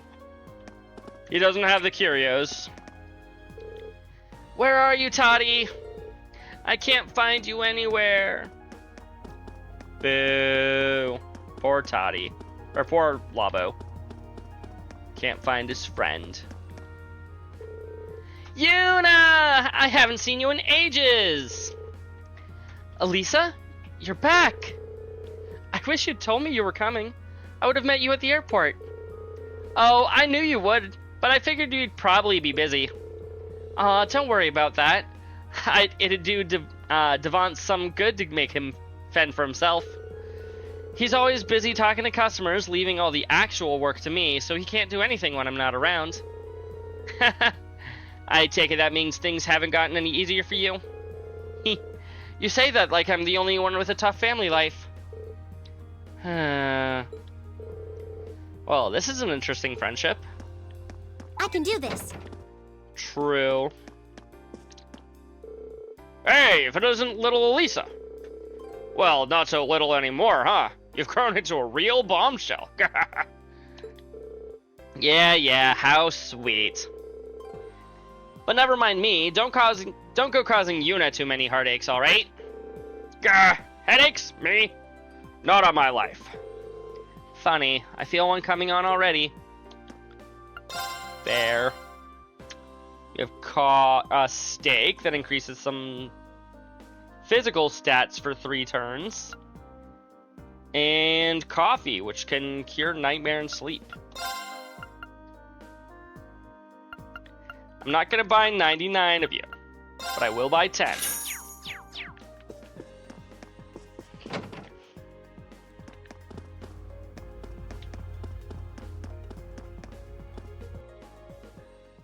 Wait, no.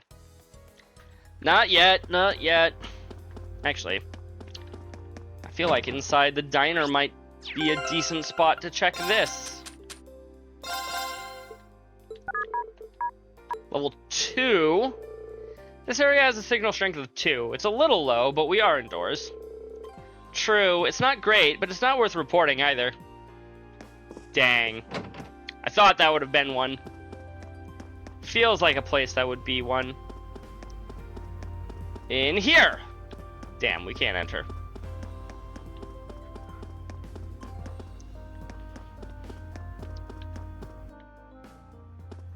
That's outside the requested area for this. Maybe in the train station? Damn. We can't test inside the field station, or the field station, train station, apparently.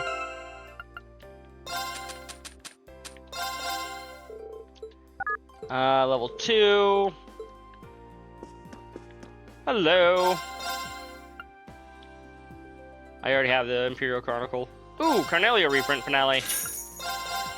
I may have already read those, but I'm still gonna buy them.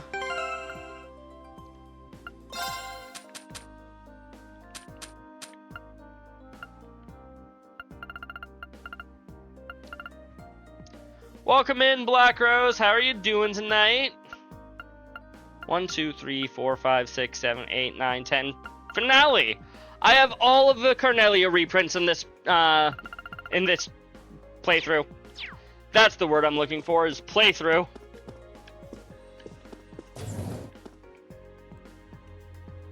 Actually, is there anything else that I want to buy in here?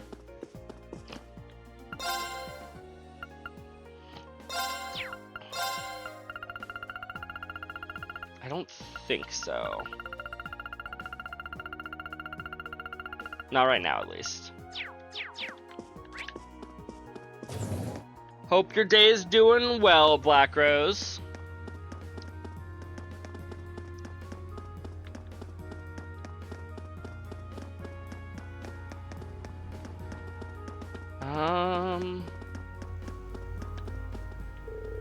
This is the mountain path that leads up to the Session Iron Mine. We don't have a request that would take us there. We should probably turn back for now. This way leads to the airport. I can't see that being an important part of our field study right now. Dang it, I was wanting to go there. Feeling a lot better after a hot shower. Nice, nice. I always feel better after a hot shower. I know some people who insist on cold showers, and I'm like, what the heck is wrong with you? You know what? I don't think I tested in here. Also a 2. Also a 2.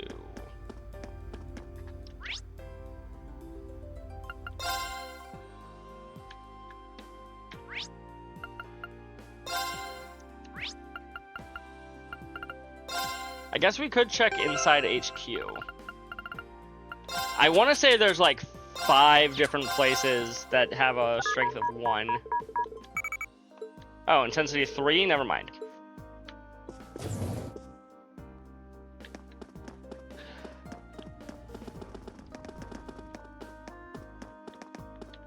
Maybe inside here? Oh, cutscene!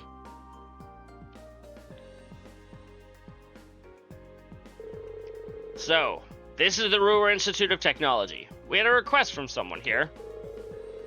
It's a famous university and research institute. Lots of the country's brightest technicians studied here. And a lot of them get scooped up by the Reinford Company after graduation. They've offered George some pretty sweet deals to encourage him to apply after he graduates. Jellica's Orbital Bike was originally being researched here, too.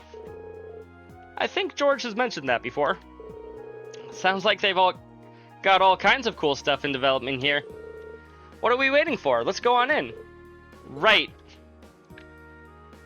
I found 3. If this is a bad place for signal, that's gonna be a surprise. Never mind. Yikes, the signal's pretty bad here. Perhaps it's because the researchers use orbital waves in their experiments. It's hard to say for sure. Okay, I think that's 4? I think I've done 4.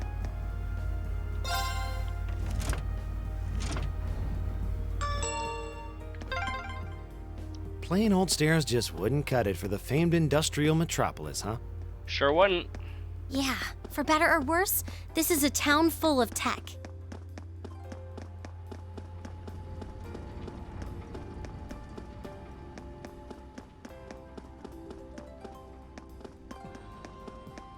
Where else would it be? Oh.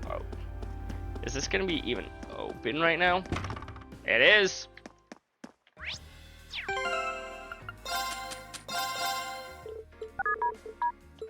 There we go, there's 5. So, this area is a 1, huh? Perhaps it's because of the way it's built? The actual bar area is pretty far into the building. Very possibly. There's also a radio playing here, which might interfere with things, too. Alright, we found 5 different areas now. Not bad, considering we were told we could stop at 3. Yeah, I can't imagine we'll find any more, though. Maybe we should just go back and report all of these. Sounds like a great idea.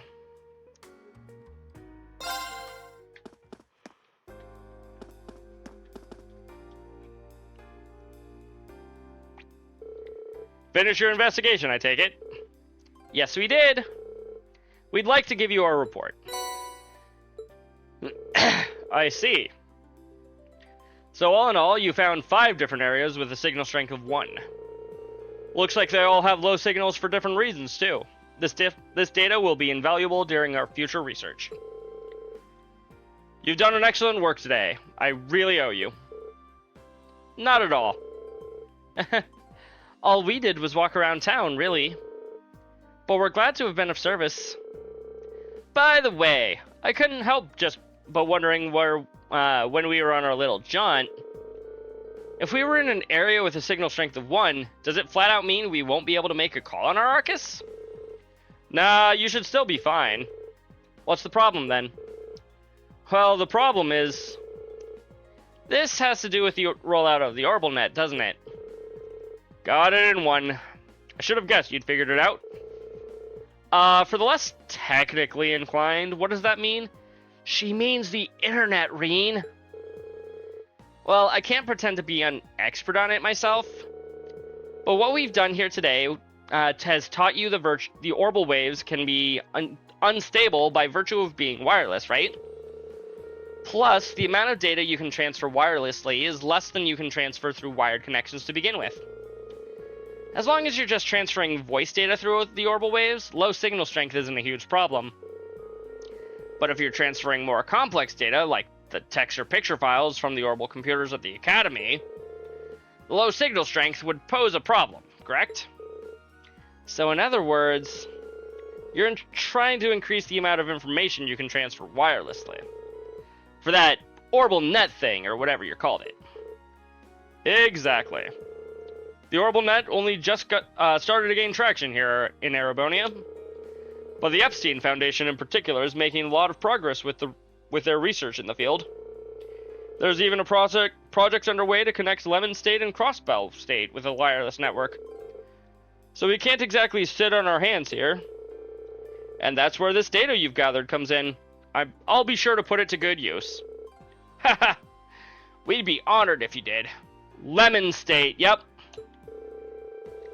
Anyway, I think I've kept you long enough. Here's your reward for a job well done. Ancient Glyph. Well then, good luck with whatever you've got left. I really appreciate all that you've done for me today. It was our pleasure. Keep up the good work. Can you hear me now? Complete. Wonderful. What was I looking for? The other quest. Where was the other quest that we needed to do? Oh, a monster. I guess I can go to talk to Rado first. Rado.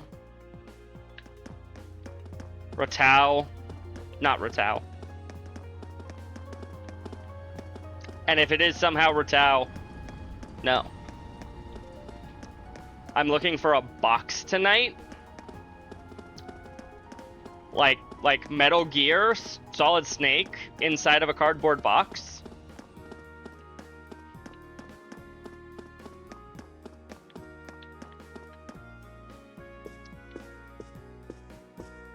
Also, real quick,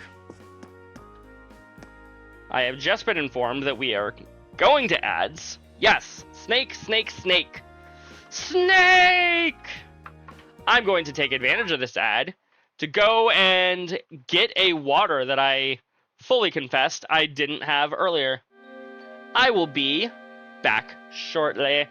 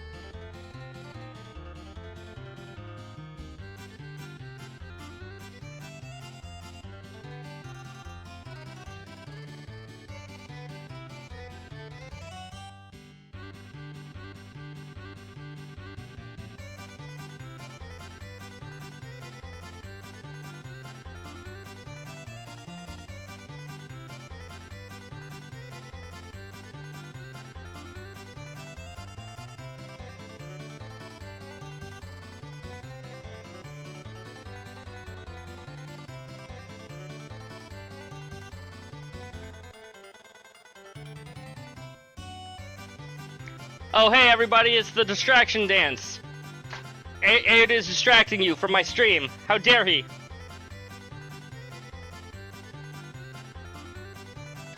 Let's catch up on chat. Oh, you're apparently you saying the perception check at me while I wasn't looking at. Well, I wasn't looking. I guess that means I failed my passive perception? I guess? Need to locate a square object on the night of the 25th. Understood. You're playing Teamfight Tactics, Frost. Interesting. Dang it, my distraction failed. Congratulations. I caught you. I've not actually played Teamfight Tactics. I know a lot of people enjoy it. Maybe I would too if I were to actually play it. But I've never played it. Chat, we had one job. Bury my perception check and song under messages. Nope, you failed. If that was the one job, you failed it miserably. Right, go! It's my turn. Leave it to me. Here we go. I can do this. Who else is in the party? Fee and Crow. That's who else is in the party. Probably put Crow in over Machias, and this looks like a decent enough team? Maybe Fee over Elliot.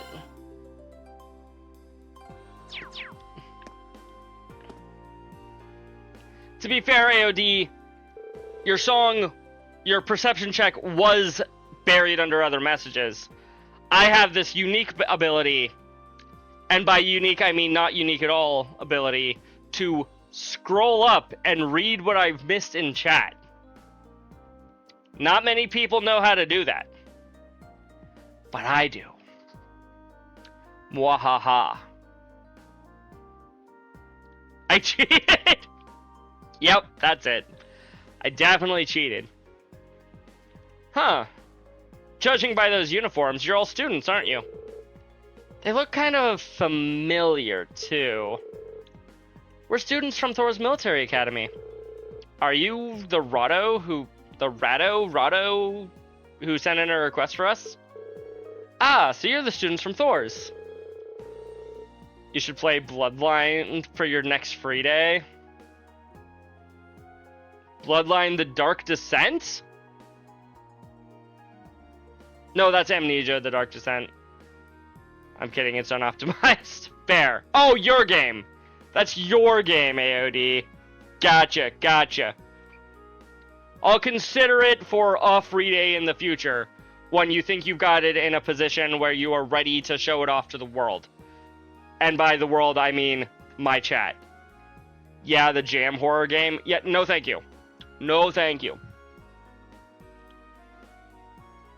Of course. No wonder your uniform looks so familiar. That's the academy George goes to.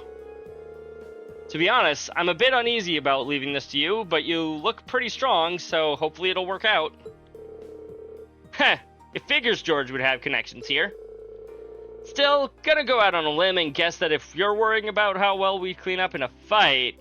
You were just joking anyway? Good. Must be a dangerous job. Kinda, yeah.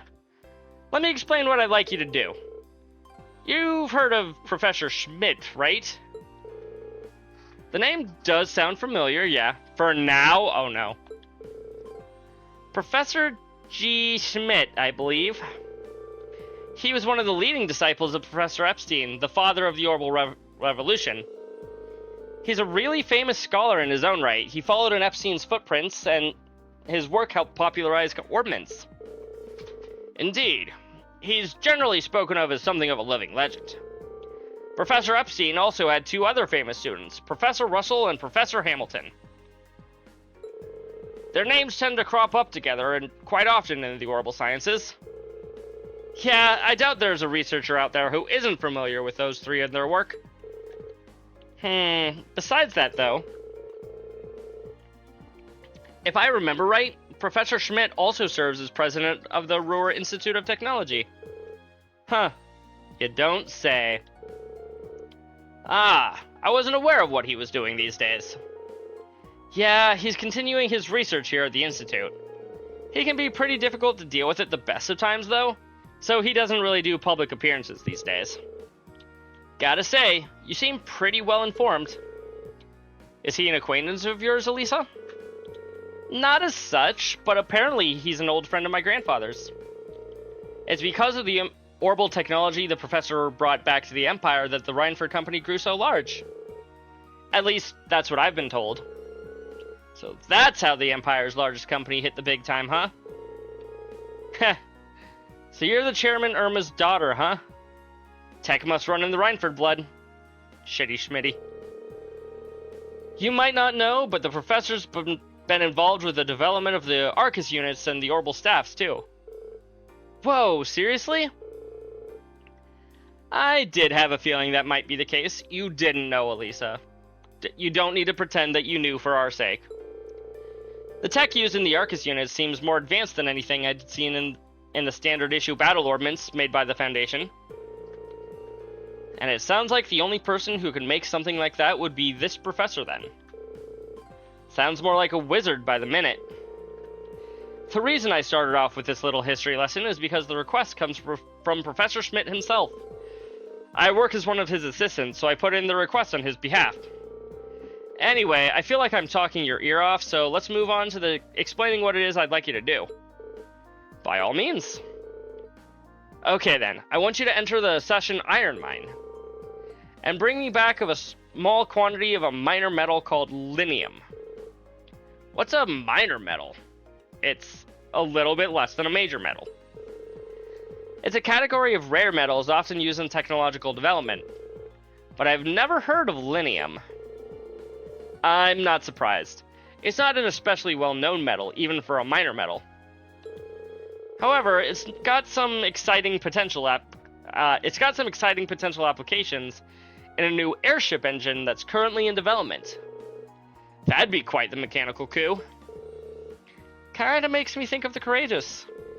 Oh, it's actually related to that, as chance would have it. In addition to the Rhineford Company, both the Foundation and ZCF were involved in the development of the Courageous. Our university is participating too, which has gained us access to all sorts of new technology as a result. Right now, we're working day and night to see if we can push what's possible with an airship engine. Okay, so now we know why you guys want the linium for.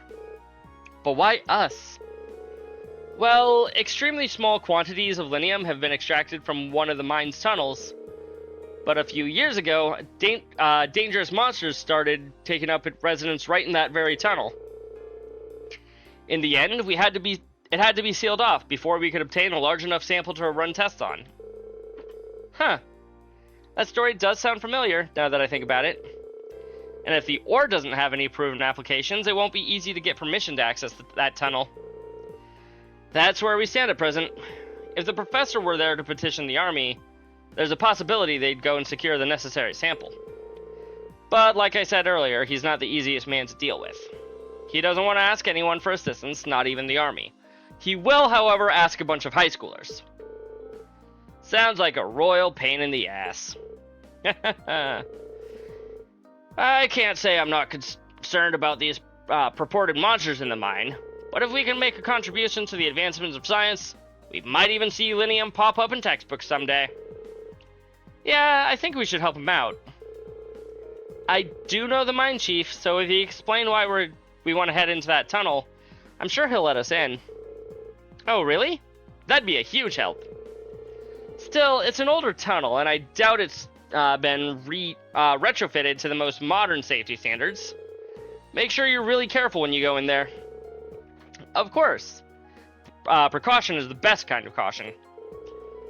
To get to the mine, we'll need to leave town through the eastern exit on the lower level and take the mountain path north.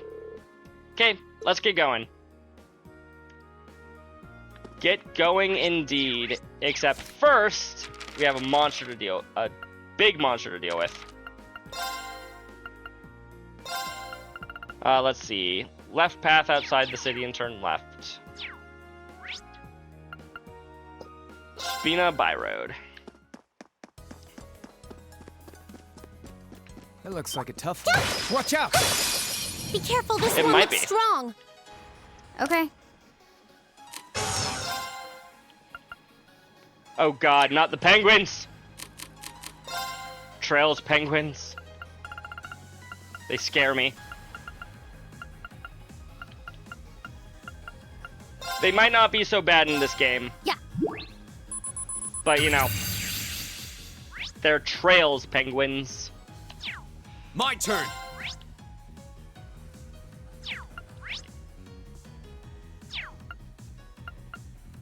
Oh, I probably should have linked him up with Crow. Right.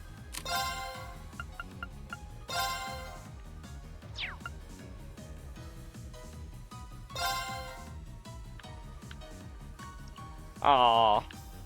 Just barely can't reach Green there. Rain upon us!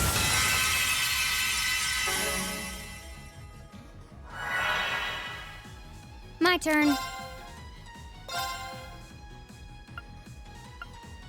Target locked.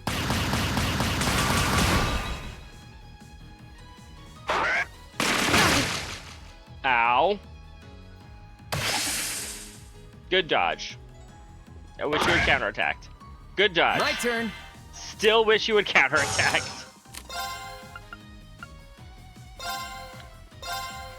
Freeze! Get it? Yeah, we get it. Here we go. Really? You missed them both? Completely? Or at the very least, you didn't freeze either of them. I guess they do have 50% freeze efficacy, so there's that. Do I have anything that's worthwhile against any of these guys? Wow, I don't have anything there. No, he means freeze like ice, but he is saying it like a cop would say. True. True. He is saying it like a cop would say it. Burn to ash.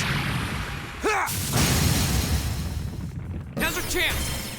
Gotcha. Hey, they're My both turn. burning. Here we go.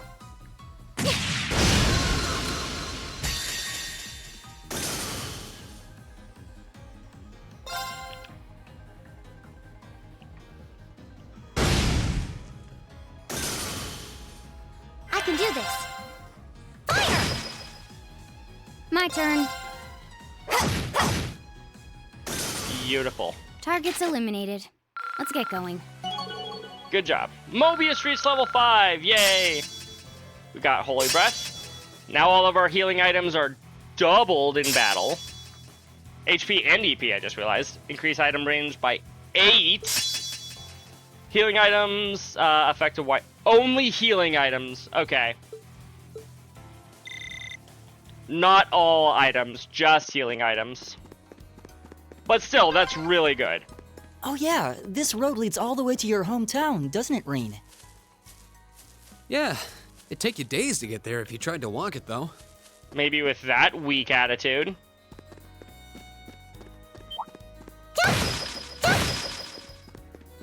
Oh, come on. Nope, nope, nope, nope, nope, nope, nope. Please turn around. I would like to shoot you in the back. Or not. Bring it on. Okay. I thought it was all items like the ailment recovery ones. Ailment recovery might qualify as healing for the purposes of this game. But the way that you had said it made it sound like attack items would also work, and they definitely don't. Here we go. Got it. I've got you. All food heals and Zerum, so that's the important part. That's true. That's true. Well, again, not even all food heals. Some food is attack items. I'll handle it. Granted, not many of the food that I've made is attack items, but you know, some of them are attack items. Here.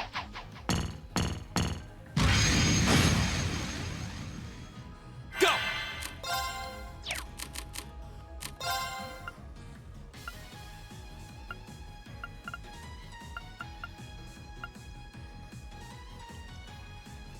Let's see here.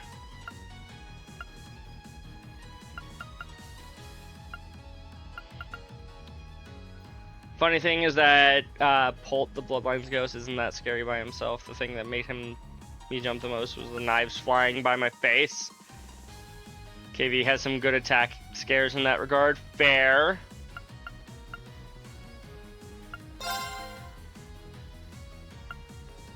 But yeah, I like hitting Crow here.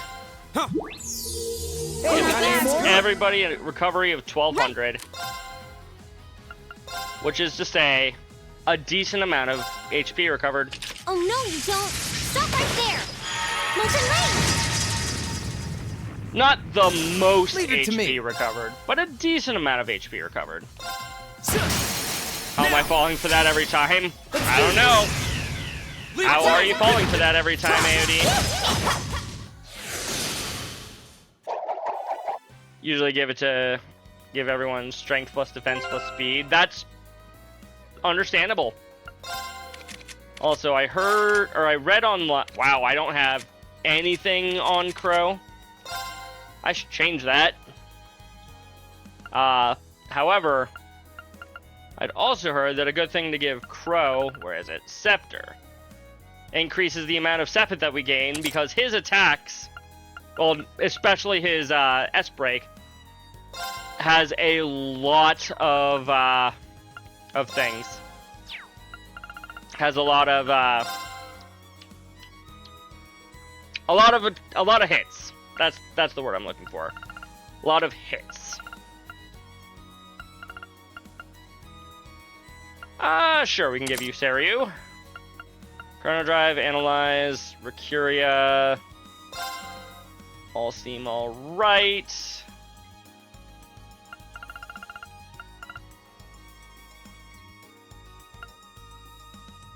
Taxcraft costs. Nice.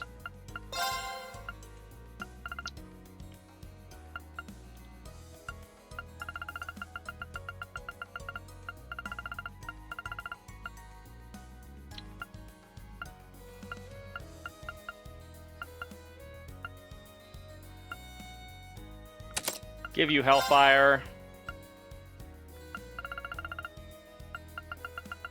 And then maybe Leg Breaker. Maybe Aerial. Give you a couple of spells. Although your Arch Strength isn't amazing. It's also not the worst, just not the best.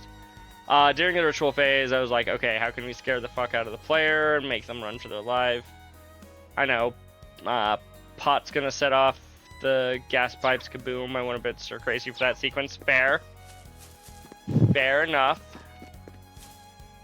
I thought I saw a chest over here. There it is. Ground bait. Who knows, one day I might actually use all my ground bait. Not anytime soon, mind, but maybe someday.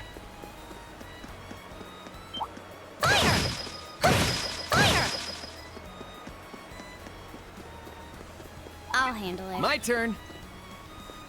This There we one's go. all.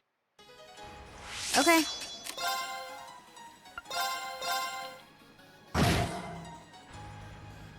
My turn. There. I can do this.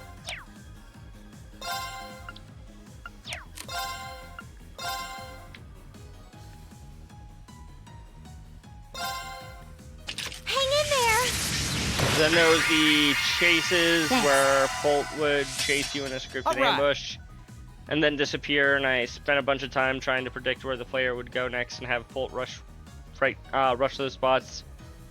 I immediately thought to head to Bear. Although, one thing to be made aware, much like in D&D, you can never really predict where your players are actually gonna go. It sounds like a lot of fun, AOD. We'll cut our own path.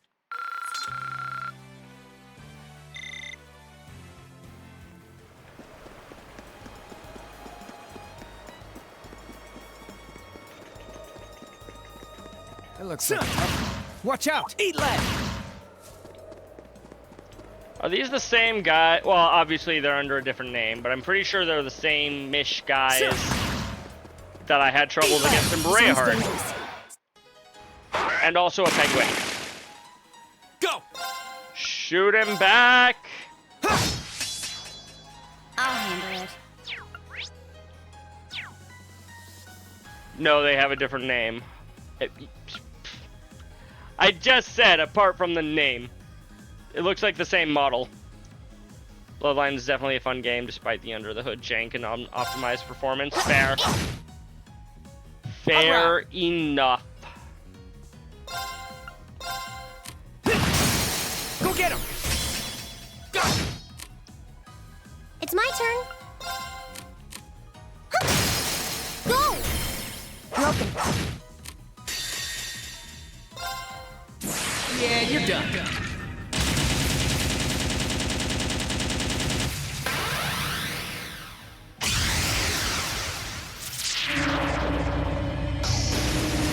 Did all of those bullets not count as separate hits?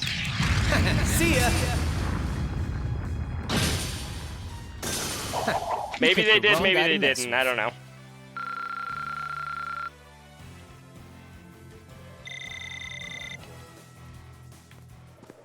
I guess maybe I should have waited for an actual Sepith turn to really know how that counted.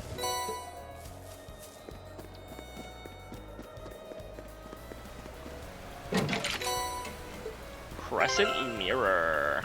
I feel like I have one of those already, but maybe not. Flex 1 magic attack, increases our strength by 25%. Right, that's not... I didn't have one. No, I did. But I had a... white... Huh? I guess these are technically the same color, aren't they? Even though they do not look it at all. Alrighty, there's our strong monster. Let's save to be on the safe side. Watch out, this is a tough... Okay. Will it really be a tough one, Reen?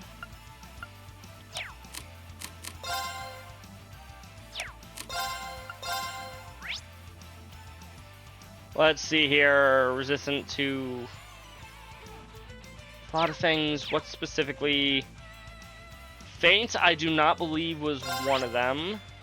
Yeah, you're at 100% efficacy for faint. Here we go. Didn't faint. My turn. Or KO, but I wasn't expecting that. What about burn? Burn is 50% efficacy. So, burn to ash. 25% chance to burn. I can do this. Didn't. Well, the burn didn't last if it did. Never mind, one of them got burned. Damn.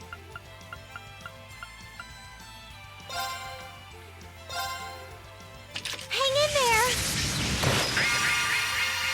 Oh, thanks. I'll handle it.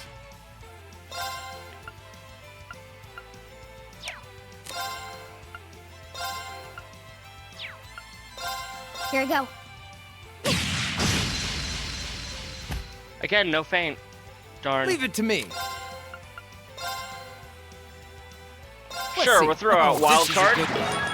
Catch. Dead. But Crow, he's immune to death. Okay.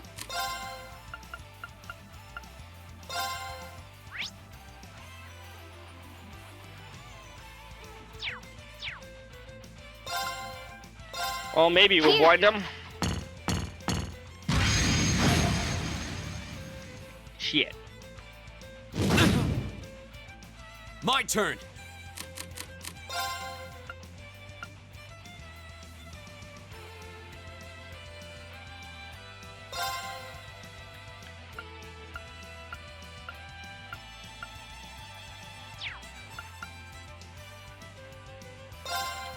Probably should have used this when I was closer to everybody, shouldn't I? Might have been a good idea. Huh. Ooh, that's good. It's my turn. Didn't. You're supposed to counterattack there, Reen.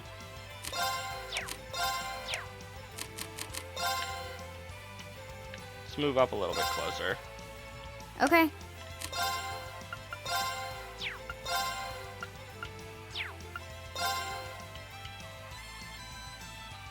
Here we go.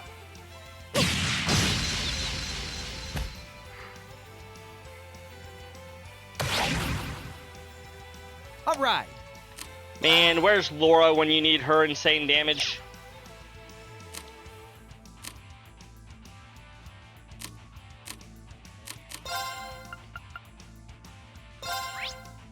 What are you weak to?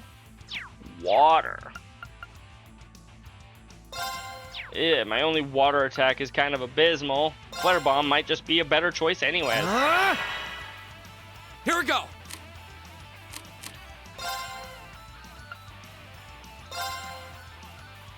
Burn to ash. Go. Gotcha. Okay.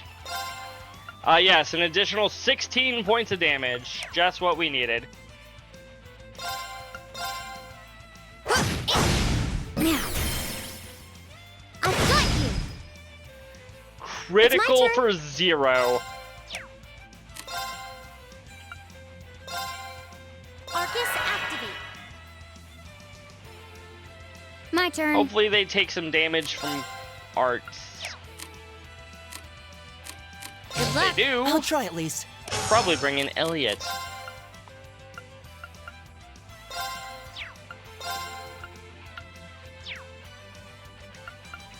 Arcus activate. Ha!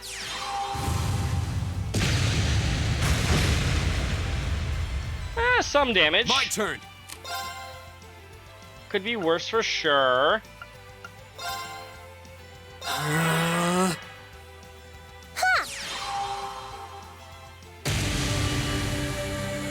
Probably do something. I hope. Dear God, please don't tell me that Lisa's just completely useless here. Okay, 2,300 damage apiece. 2,800.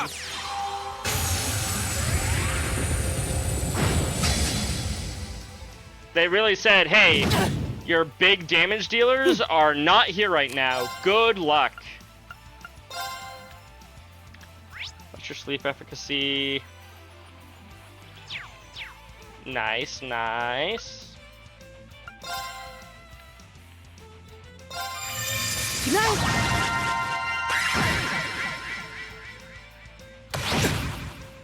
Ow.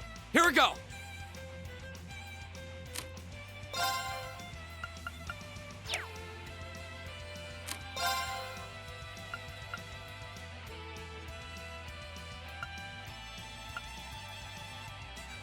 Wow, despite the fact that I've been focusing one, my AoE damage on the right has been so strong. Okay.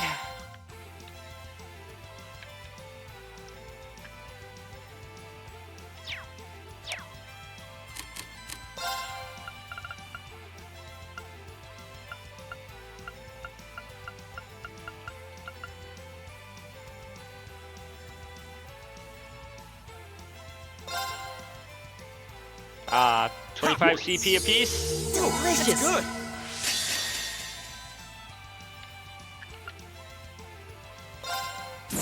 Here's a performance just for you.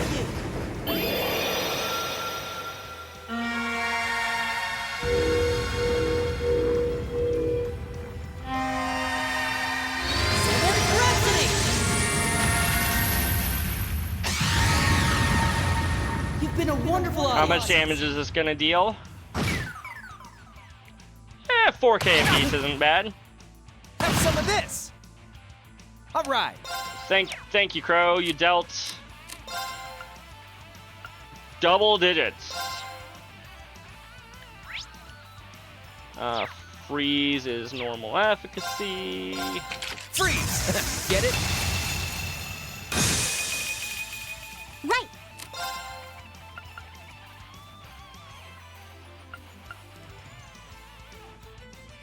I just realized, could have been 1 digit, that's true. I just realized at least for now, that Molten Rain does not burn at all. Charge of flames! Burn! Here we go!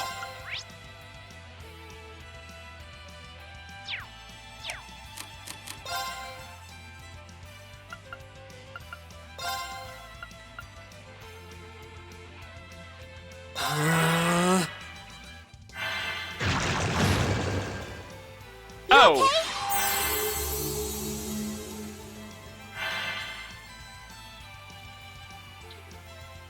Well, we might want to I can do this. change up some plans so that we don't get stoned.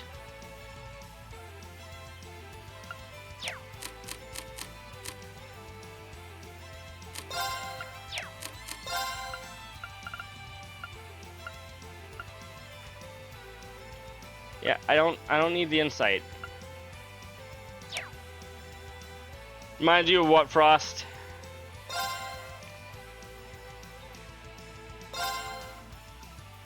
Let's go! I'm guessing not, but I'm Leave it to me. wondering if you have Ricuria. You do have Ricuria. Nice. Nothing. Here.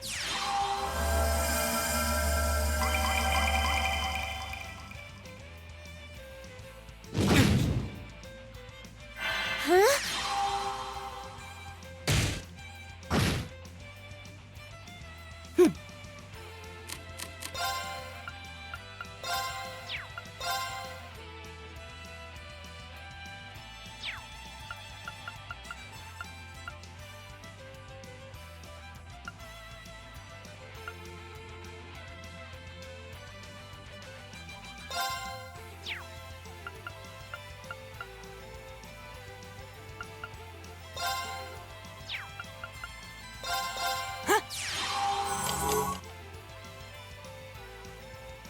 My Two turn. turns in a row with Elliot, eh? I figured that would reduce the delay on the everything that he does to 0. But no.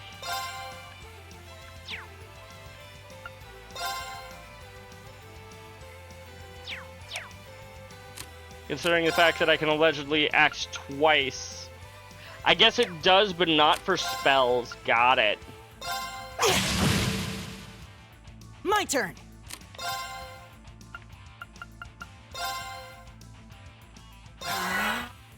Here we go!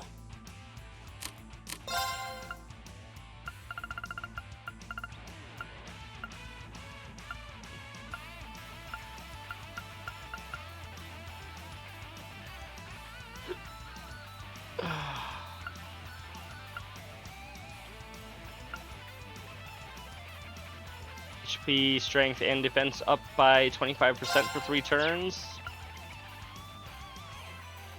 10 CP and 25% speed. That seems good. Delicious. Good. Combine that in with the extra speed we're about to get. And now they're super zoomy. Counter? Yes. All right.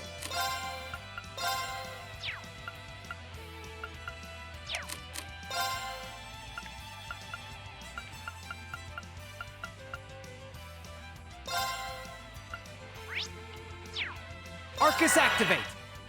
Go! Arcus, My turn.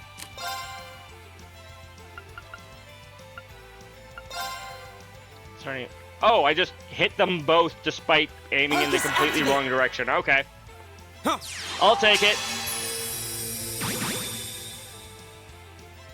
Right.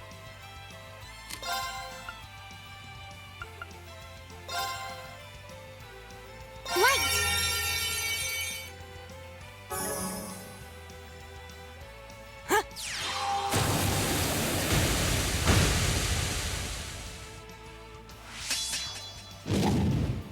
Too slow.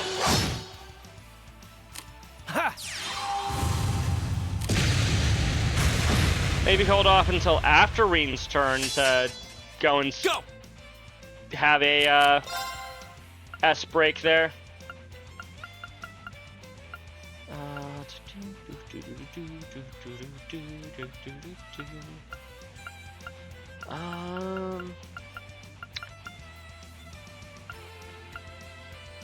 Actually, you know what? We can probably just use an EP charge. There you go, Crow. Oh, thanks. 600.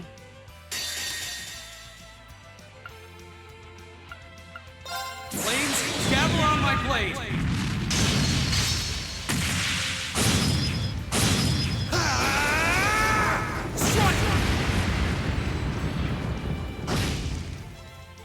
6k damage, not bad.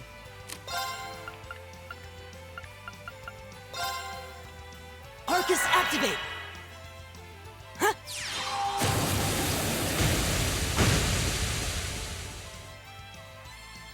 Oh no, you don't.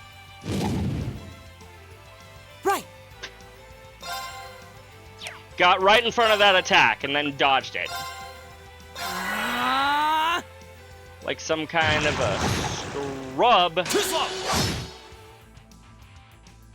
It's my turn. Good dodges there, Reen. Once again. Does this just reset the counter, or does it increase the amount of CP recovered?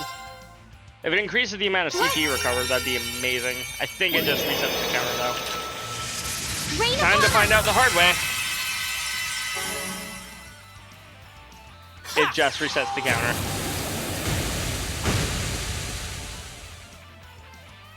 That's some damage.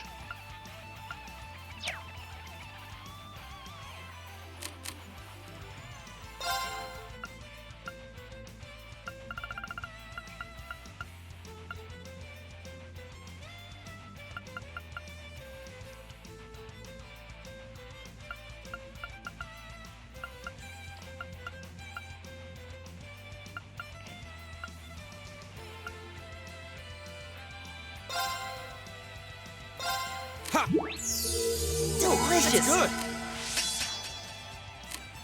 My turn. There's a performance just for you. Critical plus AoE plus 200 CP. Let's go. Knocks out one. All right. And then Arcus flare bomb. activate. Take this. Have some of this.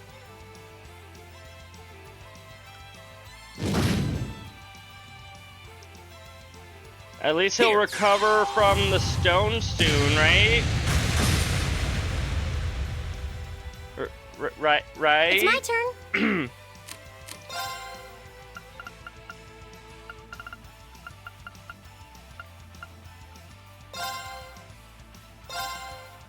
Reen. Oh, that's good. Shame on My you, turn. Reen.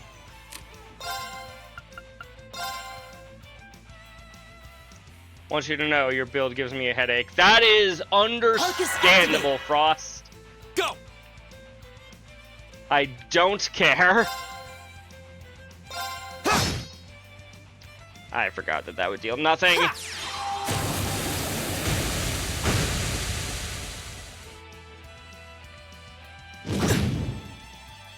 I can do this. Definitely doesn't help that I did not give myself any new weapons, so... Let's go. Right. Here we go. Arcus. All right. Let's see. All that matters is that we both know exactly. And that it works. Maybe not well, but it works well enough that I was able to get through the fight.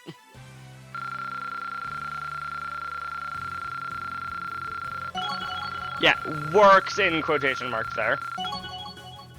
But like I said, it works well enough to get me through the fight. Also, Scepter's only level 1 when you first get it? I thought I got it kind of late.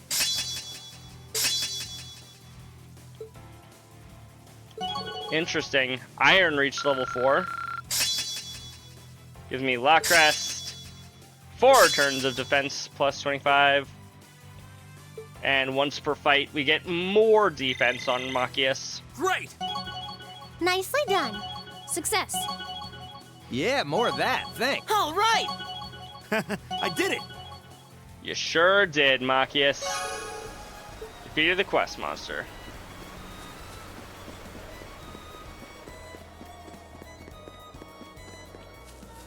Besides, Frost, I don't come into your streams and judge you for your builds. Mostly because you don't stream, but that's beside the point.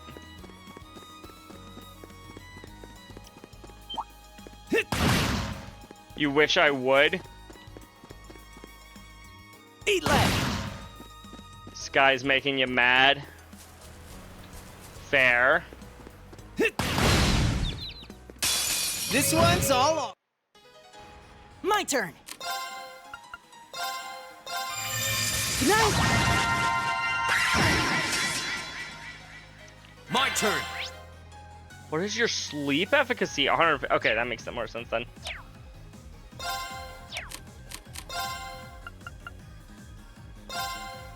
The second form. Gale! Criticals! Gotcha! And then everybody died. Now we're talking. Yeah, let's keep it up.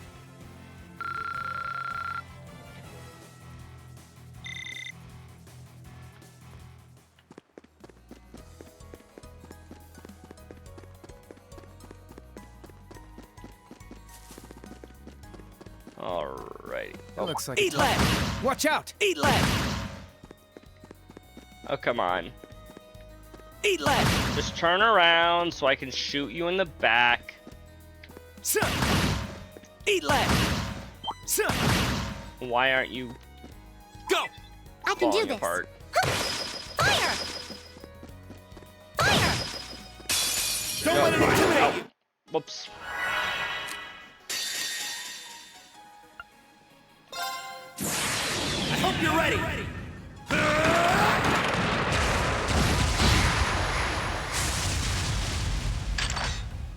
You're finished!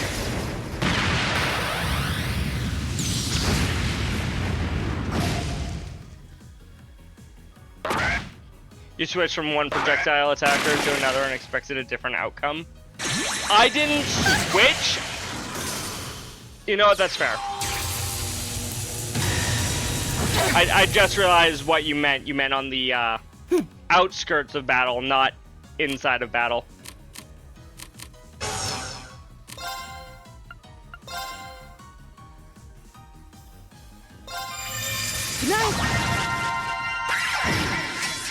I thought their attacks on the outside might have different properties. It's been known to happen. Right. Let's go. Huh?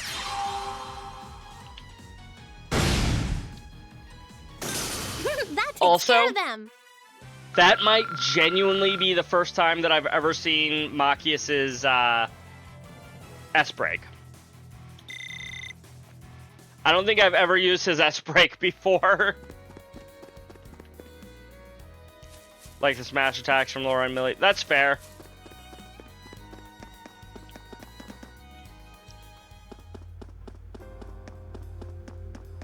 That is, in fact, fair. Where's the inn? Do we just rest in the...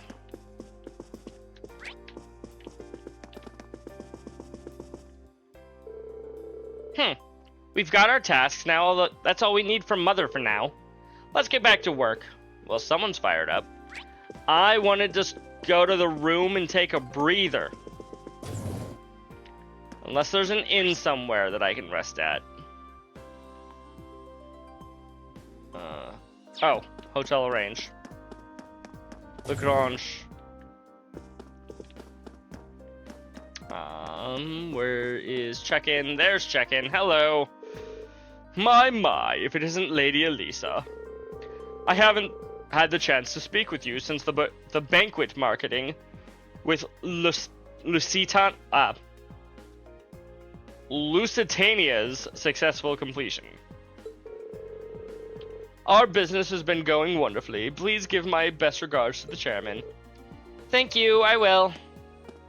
Now then, can I actually, like, go to sleep here? I've got 400 Mira that I want to give you, so that everybody can have their maximum CP.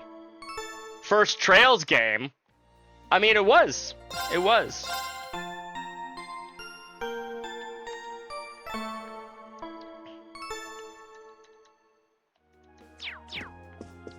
Doesn't make some words any easier for me to pronounce, okay, Frost? Correct answer. Thank you. Thank you. I was gonna be a smartass if you said no. In this instance, yes and no are both technically correct answers for that question. Because it was my first Trails game, but this is not my first time playing through it.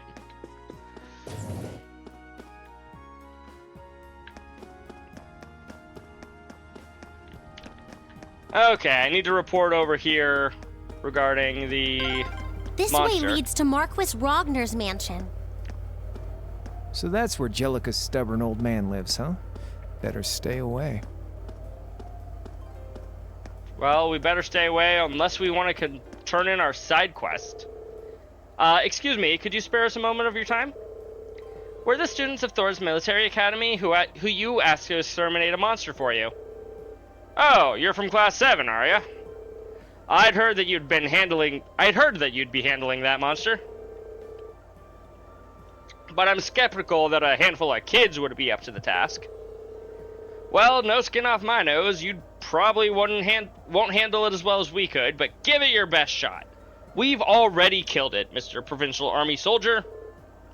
Of course. Did they just rubber stamp the enlistments form of every egotistical ass who wants to join up with the Provincial Army?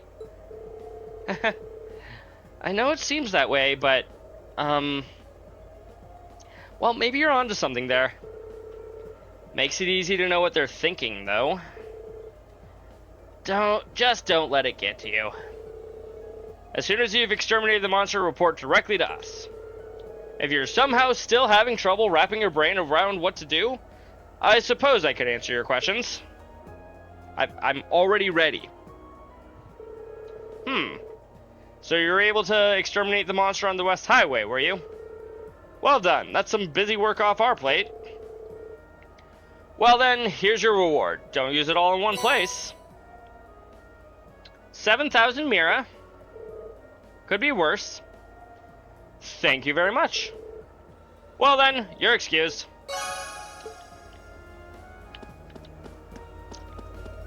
Could be much, much worse.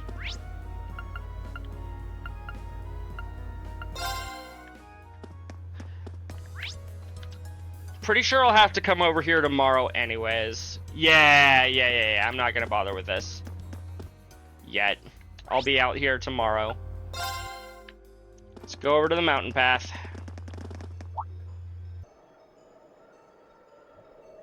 Those are some mountains, all right.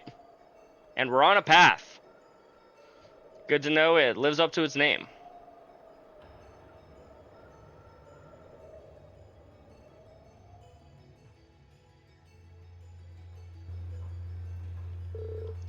Whoa! This mountain path looks kind of dangerous. Well, at least it's maintained. Good grief. Nobody said anything about having to climb a mountain today. I'm already feeling bushed. There's a freight line that goes right to the mine, right? Why can't we just use that? Oh, come on. We're students, not train-hopping vagabonds. Just think of this as another part of our training. Jeez, lighten up a little, you guys. Looks like there's some wildlife on this path that might prove dangerous, so let's be careful as we go. Roger that.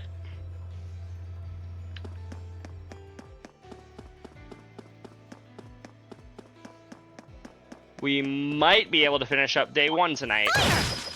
I don't know for sure, though.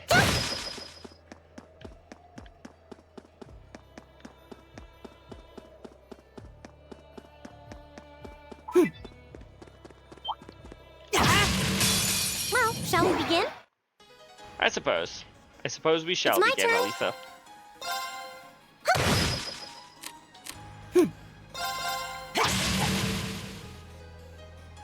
My turn. Yeah, you're done.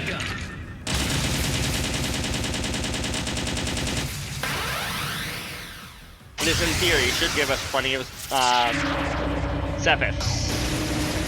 Cross. I was about to say Mira, which is the end result of a lot of extra Sepith, but not exactly. Handsome and strong. I'm the total package. Are you? Are you the total package there?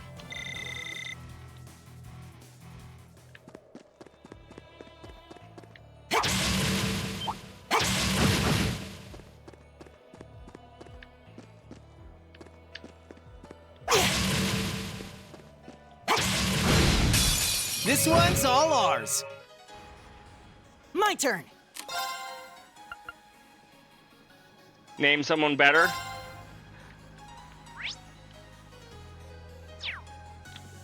Reen? Reen's probably better. Here we go. There.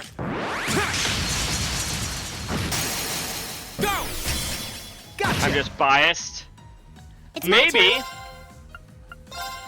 Doesn't make me any less right. All right. Ha.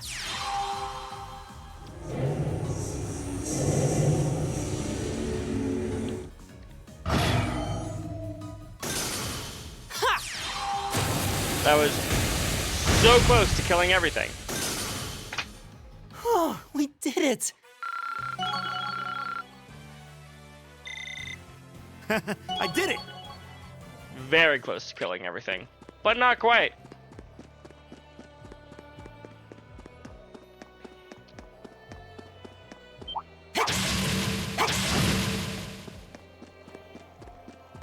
Oh, what a nice looking treasure chest.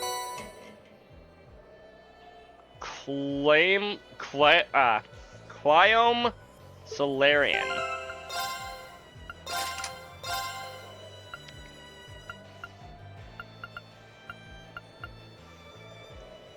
Annihilates all with a beam of magical energy.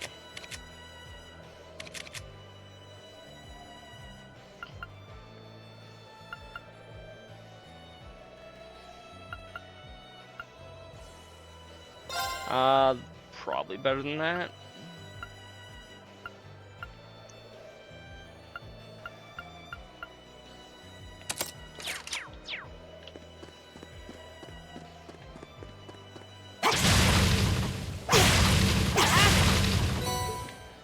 Space Sepith, Tear Balm. I guess I can attack you. Come in. Right. Let's put our new That's a lot of EP. Arcus Let's activate. do it, but that's a lot of EP. My turn. And that's with a 10% discount, too. My turn. Freeze. Get it? Yeah, we all get it. Here we go. Burn to ash. Ha! Go. Gotcha. You're finished. I could have saved the EP by pushing the burst button there, but I wanted to see this attack.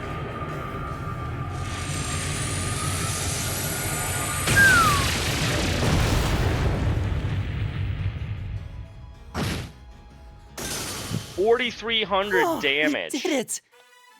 That is a large amount of damage, as the kids might say. And I'm probably not even all that optimized as far as his art strength goes. Or maybe I am.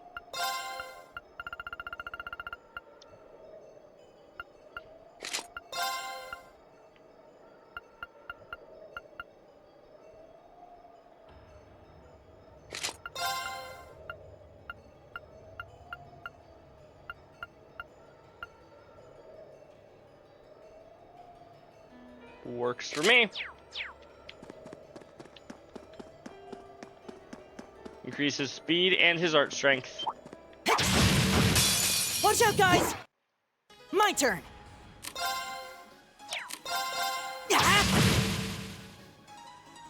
Leave it to me. Eat lead! Too slow!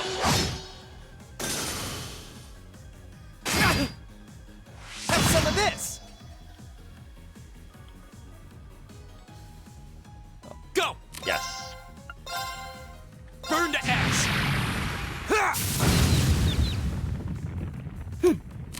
You know, maybe I Sorry, should bring can you Fee handle back this? in Will so do. I'm not wasting his EP needlessly.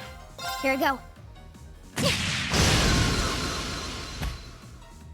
Now, I've got you. Good job, Elisa. Well, you're easy to work with. Indeed she is. Clear gelatins. Got a battle scope and a Tyrol bomb.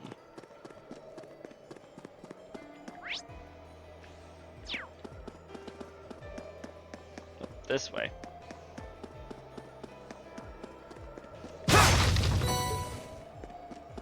Fire Sepith.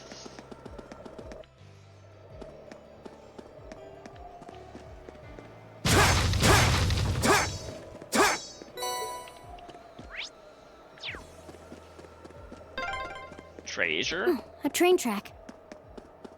That's the freight line that runs into the mine.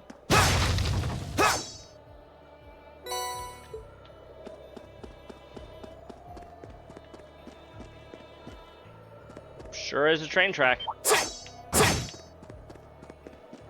Oh, a treasure chest! Yes. Black Bell. Ran out of planets, I guess, and so they just Now called that let's one the Black Bell. Okay.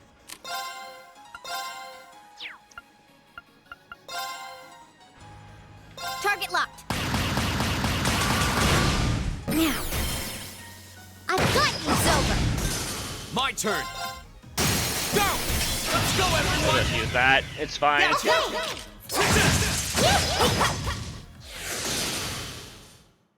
This is our real power! Oh man, that's their real power, guys.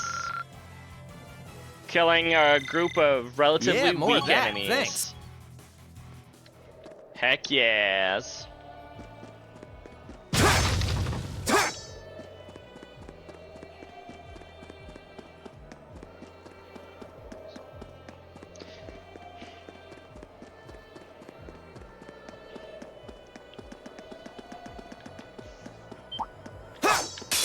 All right, if you want to fight.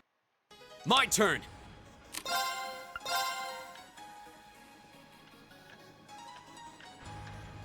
No! I want to hit them both. Or I want to hit all three of you. No.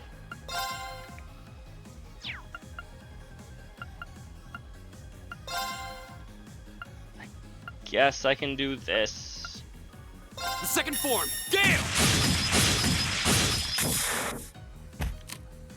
It's my turn.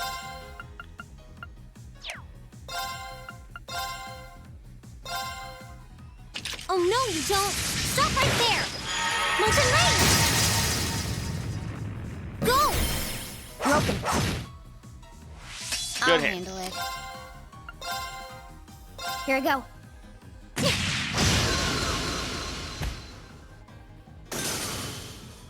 Bad? Oh no. Not the waltz. I'll handle it.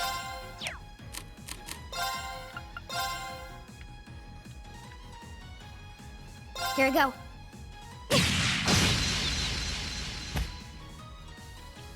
All right.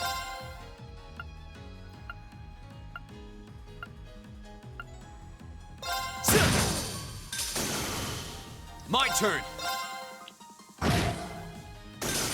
Okay. Got it. I've got you. I can do this. That's it. That That takes care of that indeed.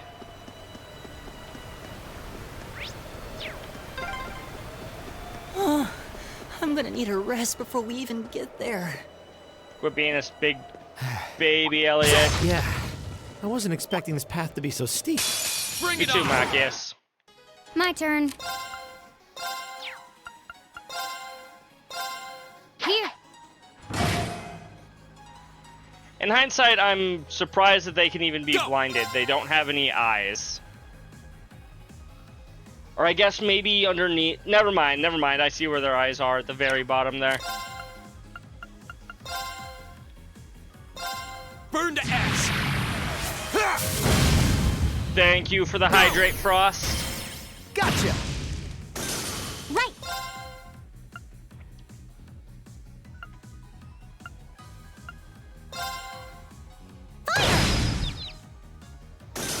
Leave it to me. I'll handle it. Done. And Come on then. that was the last of My that turn. group.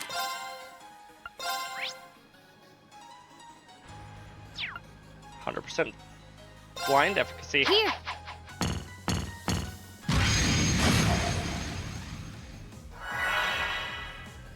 All right.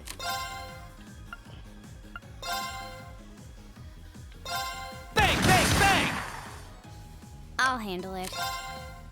Guess they were all immune to the delay? No. Target locked. Go! Or maybe to another status effect that he can inflict. That's probably it.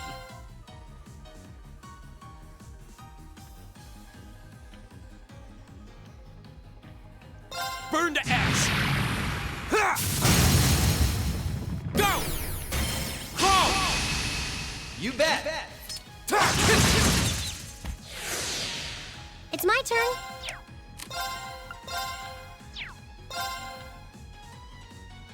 Heavenly Gift cannot target herself. Got it.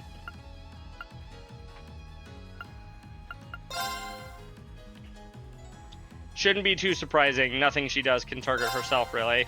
At least as far as her crafts go. Stop right there. Molten Rain.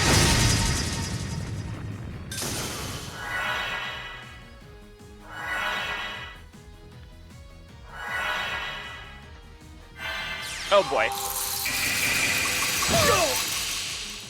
Your turn.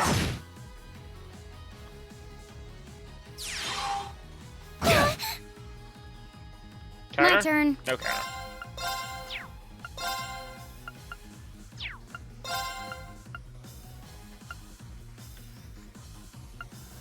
Target locked. Leave it to me.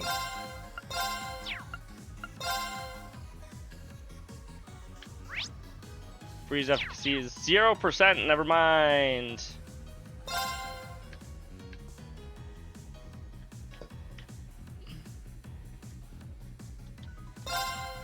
Bang, bang, bang!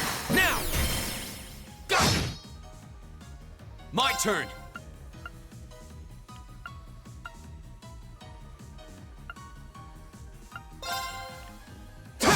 You two are basically non-threats at this point, so we'll just focus all of my efforts on you.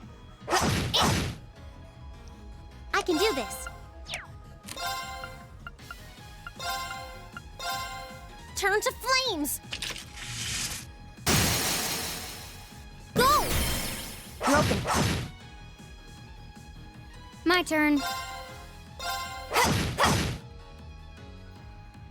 Here we go!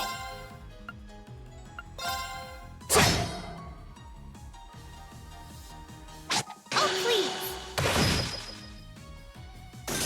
Leave it to me.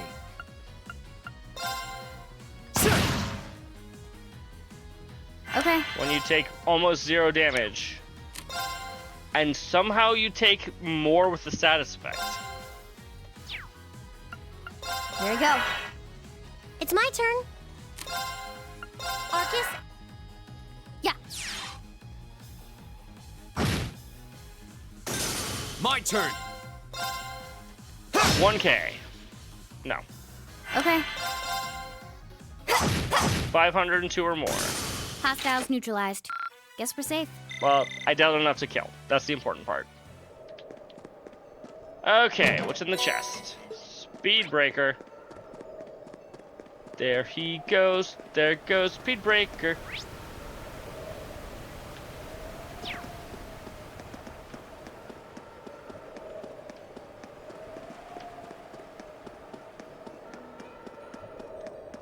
There goes the chain of monetization. That looks like a tough one. Watch out!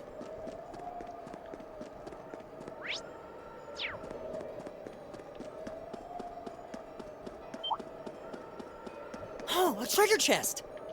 I'm aware there's a treasure chest, Elliot. That's why I am Take 'em beelining for it. Okay.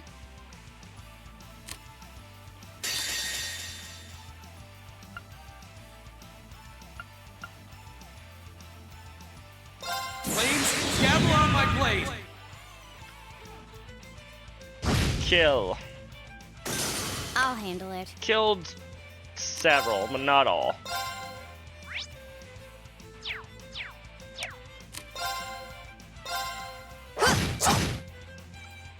Right.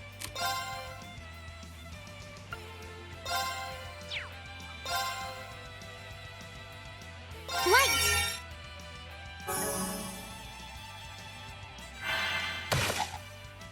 Too slow. Good counter. Very good counter. I'll handle it. Didn't counter. What the heck, Fee? I'm trying to compliment your counters. And then you didn't even counter that one. Here we go. Now. I got you. For shame. For shame. My turn.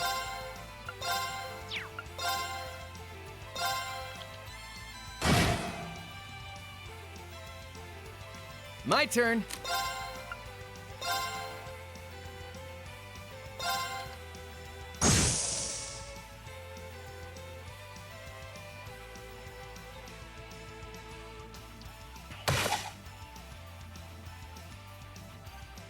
Right. Why aren't you countering, Fee? You have one job. Oh, no, Dodge you don't. and counter. Stop right there. Motion range. You might think that sounds like two jobs, but really it's the Here we same go. job. That I just have two separate names for.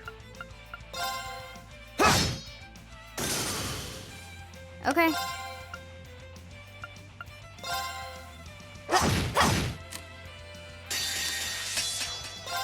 Here we go.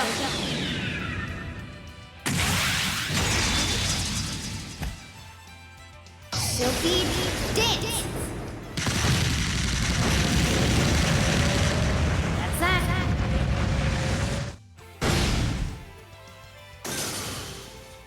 Done. But we can't relax yet. Are you sure about that, Fee?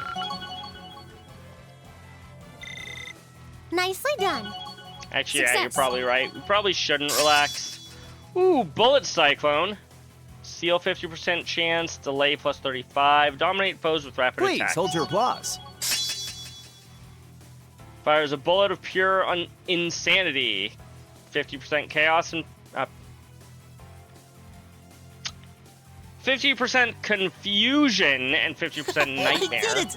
An A+ outcome.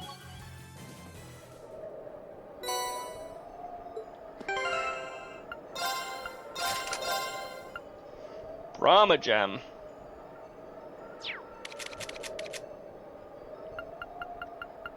So it's the same as this, but with an additional 80 art strength.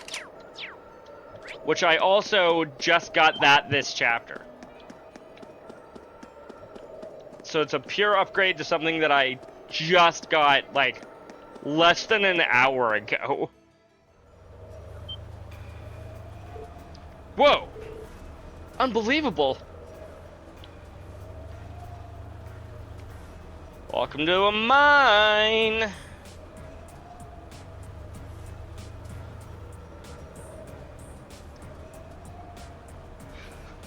They really are the dwarfs, and they are digging a hole.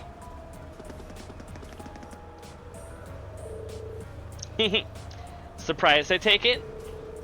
Welcome to the Sashin Iron Mine, birthplace to the steel that built the Empire. It's huge. I had no idea something this large was sitting right on the other side of the mountain path. Even from where we're standing now, the structures all look like they're tens of arc tall.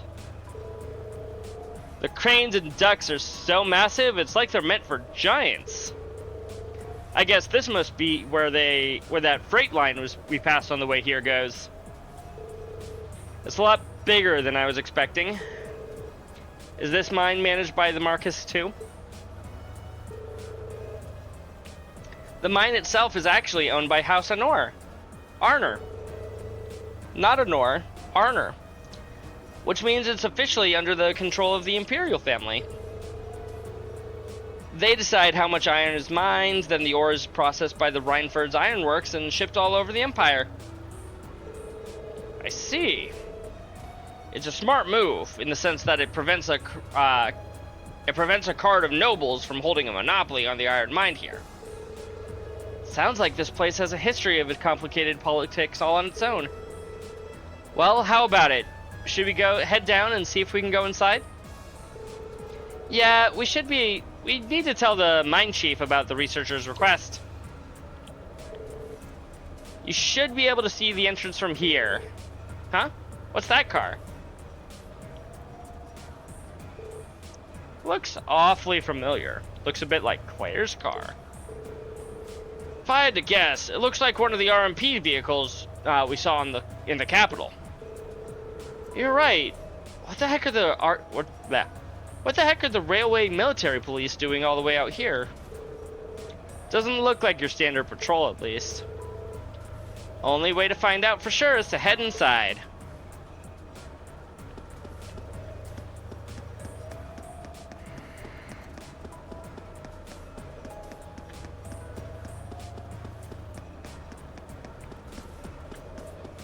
We might... 12:16. We've got another 45 minutes. Surely we can gather the iron here for that in time, right? Hi ho! Hi ho! Hey, would you mind not staring so close? I'm working here. Also, would you mind not singing that song? We don't want Disney to be attacking us. Well, thank you for the cooperation. Now, if you'll excuse us. Sure. Take care on your way out.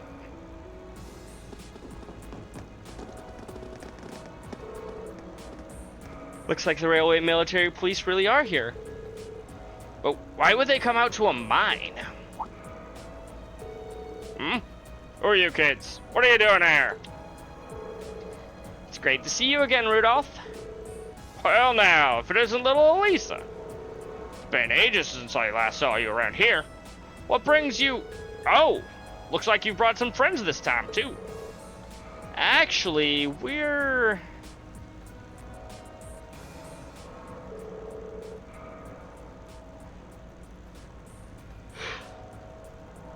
Ah, so you're the group from that military academy. I heard you were scheduled to come, but I guess the date slipped my mind. Sorry to drop in unannounced. Oh, no trouble at all.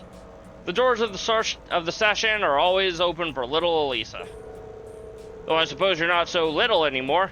You've really grown up since I last saw you. And this young fellow with the black hair, is that young fellow with the black hair your sweetheart? Of course not. We're just classmates. Yeah, what she said. Reen, is there something you've been keeping from us? I admit, I wasn't expecting you to know the foreman. Well, grandfather brought me here quite a few times when I was young. And the chief was always really nice. You've got some friends in high places. Well, Gwyn was always good to us miners. For the chairman of such a huge company, he was always so easy to get along with. I could talk with him like a friend. I know what you mean. Oh, come to think of it, you all go to Thor's, so you must know Angelica Rogner. How's she doing? Huh, so you know about Jellica too. That I do. She used to work here as a part-timer after all. Say what? A daughter of one of the 4 great houses working in a mine? Yeah, she's Marquise Rogner's daughter. Can't say I know much about her family situation. Gwyn and miners have a rocky past from what I could tell in Nord. Yeah, they sure do. But she never mentioned it back when she started here. And she picked up the work in no time. But in a hard day's work and most of our regular miners too. You don't see too many gals out there like her. I can hardly believe it, and yet somehow I can. Well, it sounds just like her. There's nothing normal about Angelica. Every time I've got my eyes on a girl, she'll swoop in and have them head over heels for her before I get a chance. She sounds less like a noble by the minute. Well, it takes all sorts, doesn't it? Gotta say, I kinda miss those days, though. Ranford's current chairman, she's a sharp lady and quite a looker, too, but she's none too friendly. Never shows her face around here, and considering how much of a workaholic she is, I don't imagine she ever will. Ah, beg your pardon. Didn't mean to speak badly of your mother, Elisa. Hope you can forgive me. No, it's all right, really. I might be her daughter, but I probably know less about her these days than the company board. Elisa. Oh, by the way, what were the railway military police doing here? Oh, those guys? They've been dropping by quite a bit lately, asking some questions about our operations. Today they were badgering me for all sorts of statistics about how much ore we've been mining. That sounds like an odd question, even for the RMP. Why would they have a need for information like that? I don't know, but it sounds more than a little fishy. Yeah. I'm not even sure what it was they were trying to figure out. Anyway, I'm guessing that's not the reason you trekked all the way out here.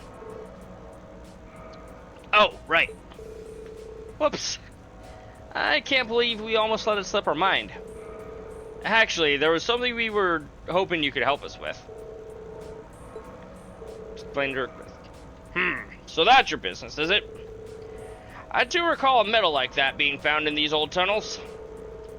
But we sealed that shaft off quite a while back because a dangerous monster decided to make the place its haunt. Sounds like you already knew that much, though. You certain you want to go in? Yeah, that's the plan anyway. We wouldn't normally ask to do this, but it's part of our field study. Monsters on field studies are one of our specialties. Alright then. You all look like you can handle yourselves in a tussle, I'll admit. I suppose you'd be able to hold your own against whatever's in there. This will open the door to the mine shaft. Thank you so much. Gah, don't mention it. If you keep on this way and head east to the junction, you'll see the entrance to the sealed mine shaft. Nightwolf, welcome in. How are you doing tonight? Hi. AOD, if you're still in the chat, can we get a shout out for Nightwolf, please? But it bears repeating, be careful in there. No one's been inside for years now. We will. Alright, let's mosey. Or Allie, I don't know, maybe Allie's in there instead. Thank you, AOD.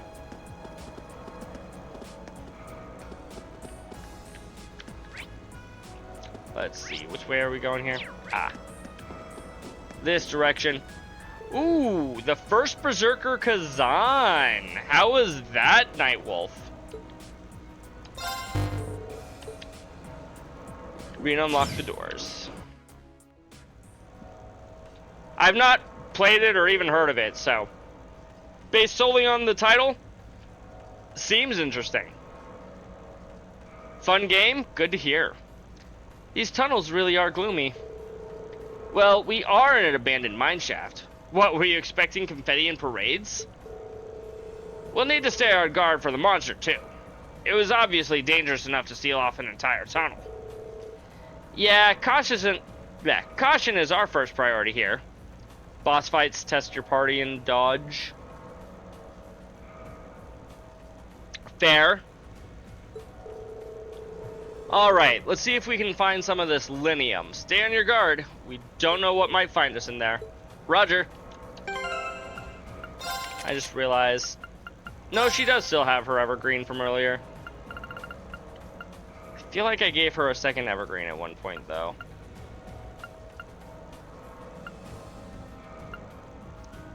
Well, if I did, I no longer have it.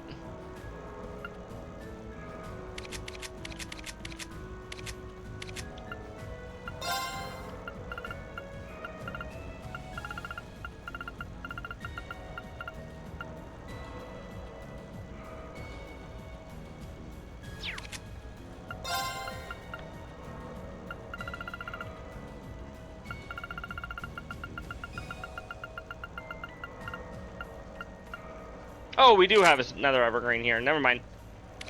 Still, only 45%? I feel like we had it higher before.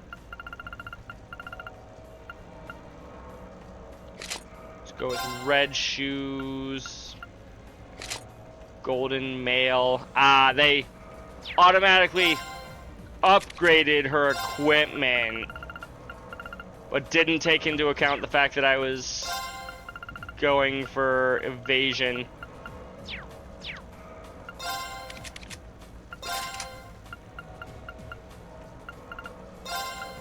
Do I have an evade 3? No.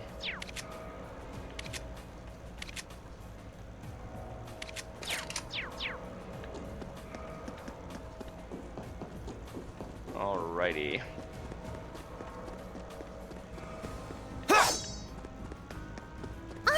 It's a trick! Well, shall we begin? Indeed we shall.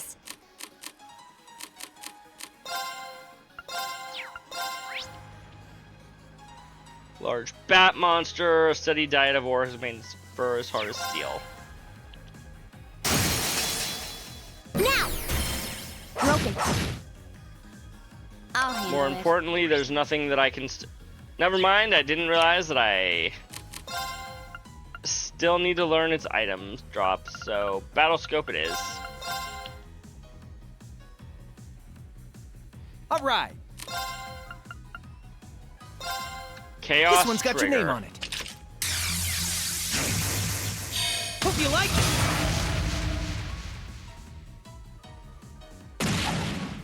Too slow. I'll handle it.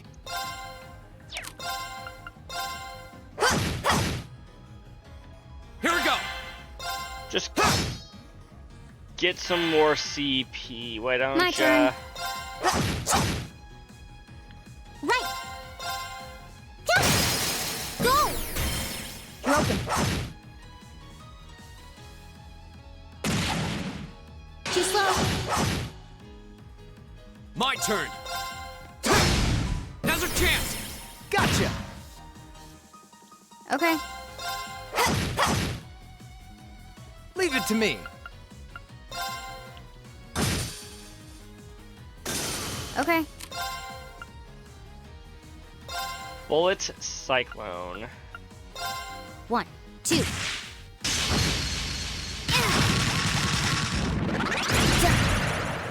Now. Nice. I've got you. I can do this. Now. Broken. My turn. Okay, it's safe for... Great! On Cold Steel 3, things are even crazier, and I can't wait to see what happens next. Love to hear that. Can't wait until I get to it. Unfortunately, I still have the rest of this game, though, to go through. Hostile And I spotted. also have all of My Cold Steel turn. 2, which I know that Frost cannot wait for me to get to, right? You're always going on about how much you love that game?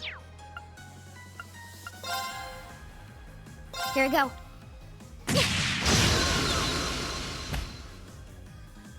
Why isn't he answering, chat? It's my turn. Fire! Now! This is harassment! Good job, Elisa. Well, you're easy to work with. I don't think this quite qualifies as harassment, Frost. I'm just talking about how excited I am to play your favorite entry in the series.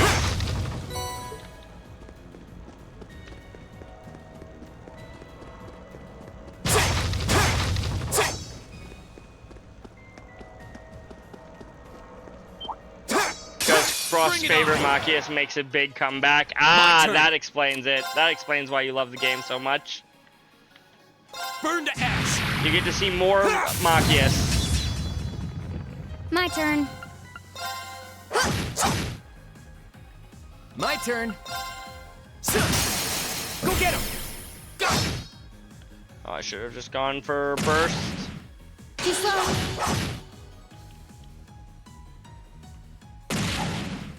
Too slow. Okay. I can do this.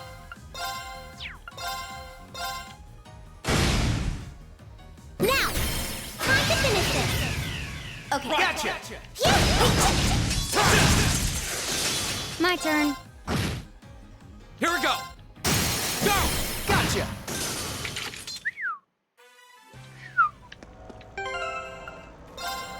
Just realized something I should probably do. I don't think any of her... None of her things emit status effects.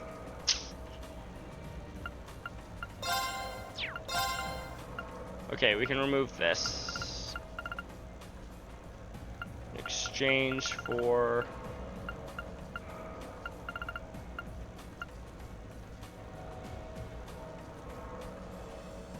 Oh! I didn't know that was a thing. Now I can get guaranteed crits whenever she dodge counters. Right, the other thing that I wanted to give her...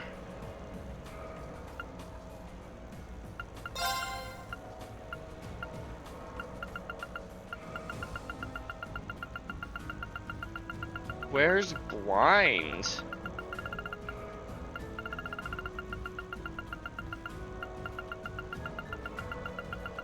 I thought blind was a green skill. Is it on somebody else already? It's on Reen.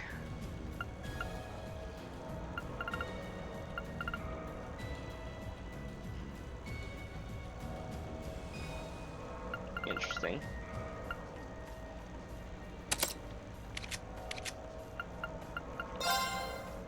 Give you blind.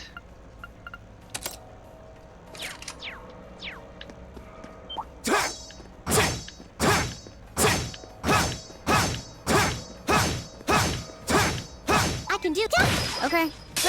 Enemy sighted! Here we go!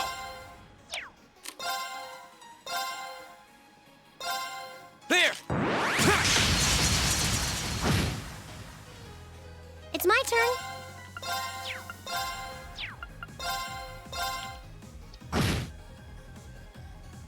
I'll handle it.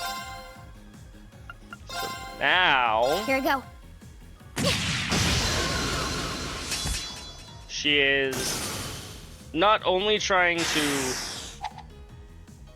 All right. You think I could finish Cold Steel 1 tonight? Maybe if I were playing for like a 24-hour stream. I'll handle it. But even then, unlikely. I have this entire chapter, and then I have the final chapter, including the final dungeon. I'm not completing all of that Done. tonight. But we can't relax yet. Even if I wanted to.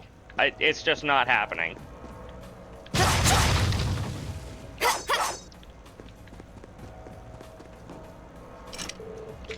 Doors are locked. Hey, Elisa, what's behind these doors? I'm not sure, honestly. This tunnel seems to have been excavated pretty recently. I doubt it's anything we need to worry about, though. Are you sure about that? Oh. I guess I skipped my, my monster on accident. But yeah, we're barely at the start of Chapter 6, Nightwolf. There's no way I can do all of this and all of Chapter 7 in the next 30 minutes. Well, I haven't seen anything of that fits the description we were given. They said they only found small amounts of it back before this tunnel was sealed. Shall we keep looking? We should probably make a more thorough sweep of the area. We also probably should have saved first. Oops. Ah! What's that? That must be the monster we were warned about. So it decided to come out and greet us after all, huh? Ready or not, we're in for a fight. Be careful, this one looks strong. Go! Can't run.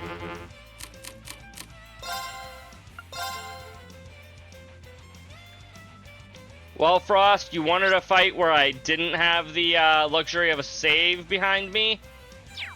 You're getting one.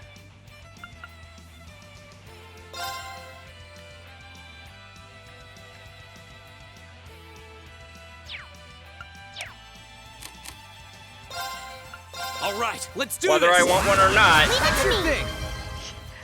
I can can't do this. save my game right now, Frost, and you know that. Light! Rain upon us! My turn.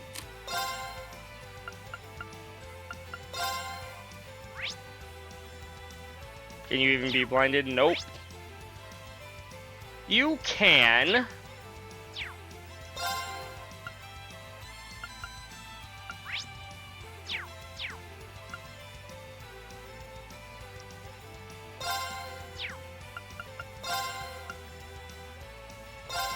One, two.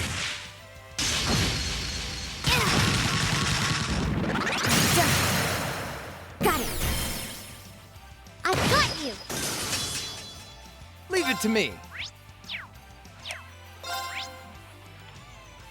120. Arcus activate. Efficacy towards Flare Bomb.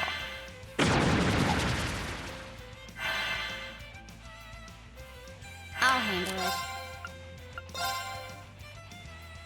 Here we go.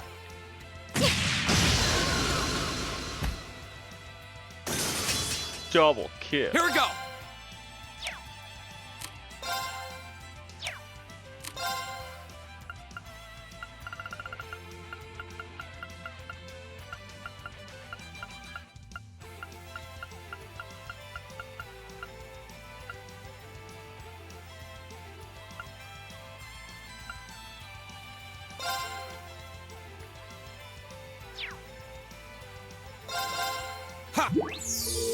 Yeah, we'll go with the fried fish.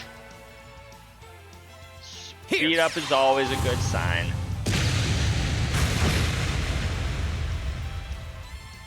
Okay, right. He Okay. has very little art strength. Forgot about that part. Now! I've got you! Too slow! Good I crit. can do this! Oh, right. She's gonna always get crits there. Can I reach you? No. And doing that would be a waste of time. 50% burn efficacy. Turn to flames! Burn! Go! Broken. Okay. Nice.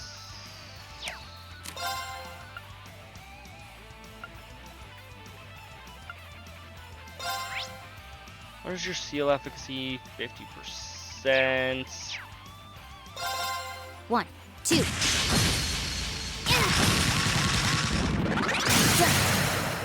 Now!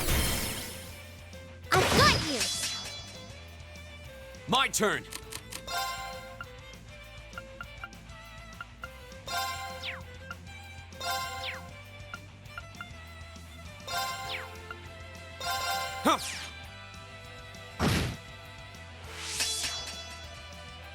All right.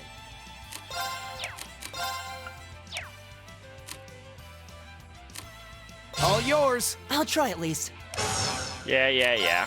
I'm losing out on my primary. There hasn't been an opportunity to recover his EP this whole time. Beyond potentially items.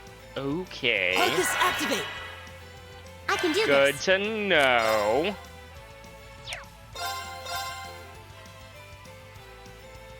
Turn to flame. Okay.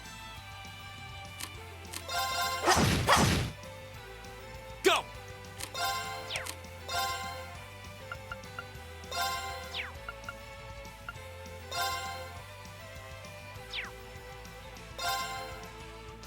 You know, that doesn't tell me what his maximum EP is. I feel like an EP charge 1 is too much. Or 2 is too much, I mean. Thanks. Thanks. My turn. Go. Spark Arrow is probably my best bet here.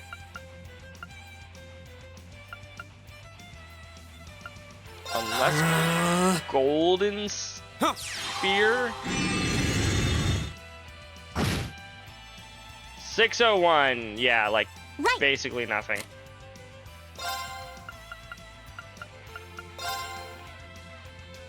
Set up, reset up Heavenly Gift. Rain upon us.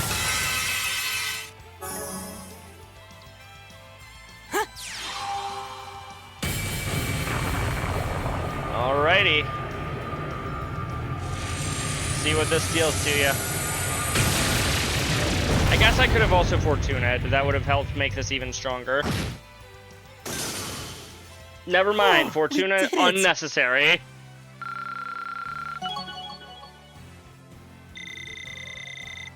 Please hold your applause. An A+ outcome. Wow, the 2 people that leveled up were the ones that weren't in the fight at the end. Phew, glad that's over. Oh. Hey, we found some. Is it just me, or does this look exactly like a nice chunk of linium? So that monster had eaten it? That was a bit rougher of a ride than I was prepared for. Still, that's mission accomplished, I guess. Yeah, let's get this back to the Institute of Technology. Let's say goodbye to the Chief on our way out if we get the chance. Will do, Elisa.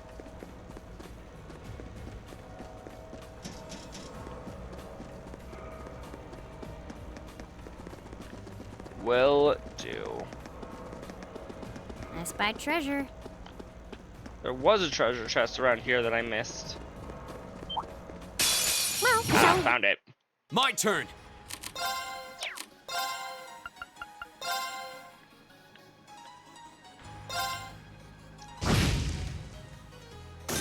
Right.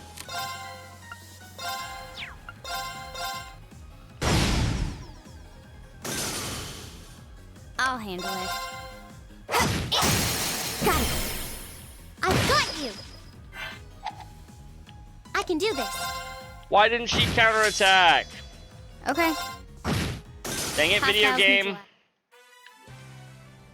Now that's... Also, finally abiding to that, save your game redeem. Purgatorial Flame.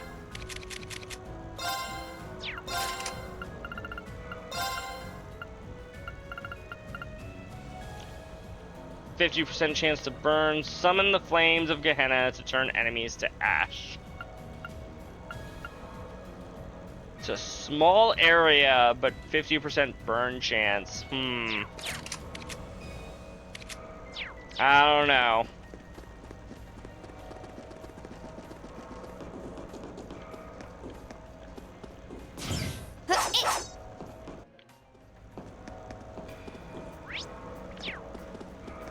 Okay, is there a bed or somewhere that I could have rested here? Down here, the Mine Chief's orders are absolute. When he says something, we listen. This might seem severe, but mine work is dangerous, and that's how it's got to be to prevent accidents. I think all these guys from the RMP that keep coming through have gotten Dick all worked up, though. Oh, it looks like you were able to get your metal sample out safely. Should have guessed that Gwyn's daughter and her friends would be up to the task. It was no walk in the park, what with having to fight off that monster. Haha. Well, you did good work nonetheless, monster fighting and all. Make sure you get that to the Institute of Technology, alright?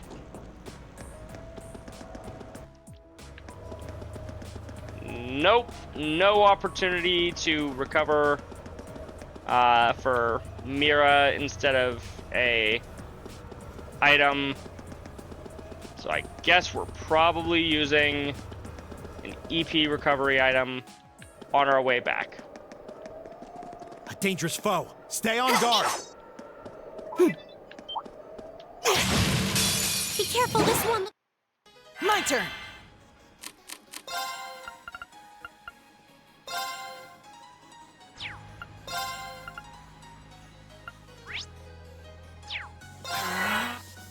Go!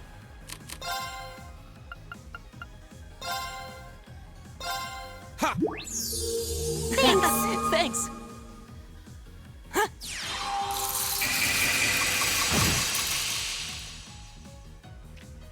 I do wish that the game would let you start the cast without enough EP and then only actually cast it if you had enough by the time it was supposed to be cast. If that makes sense.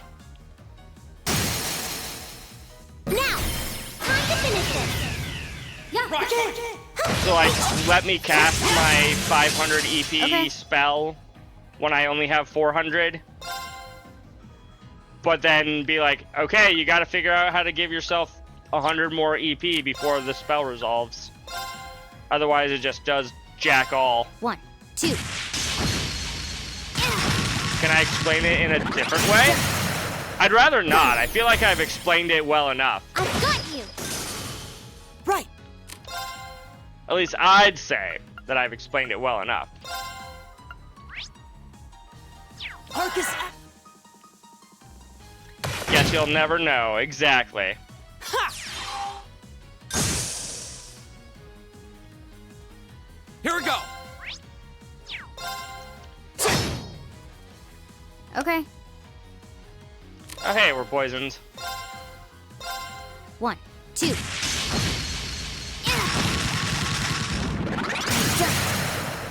Now. I've got you. My turn. I can do this. Go! I'll handle it. My turn.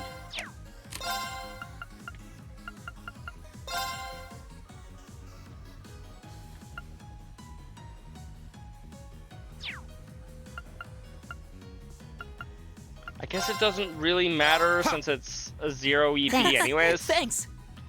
Right. Hey, Scepter reached level 3. Now, there's a 50% chance to obtain Sepith from attacks and crafts, and a 30% chance on arts. Nicely done. Done. I did it! Nocturne Bell steals foes' consciousness with silver bells. Sleep and Nightmare 30%. Nice. So basically just an upgrade to the one that I already like to use a lot. Nice. That's what we call power creep.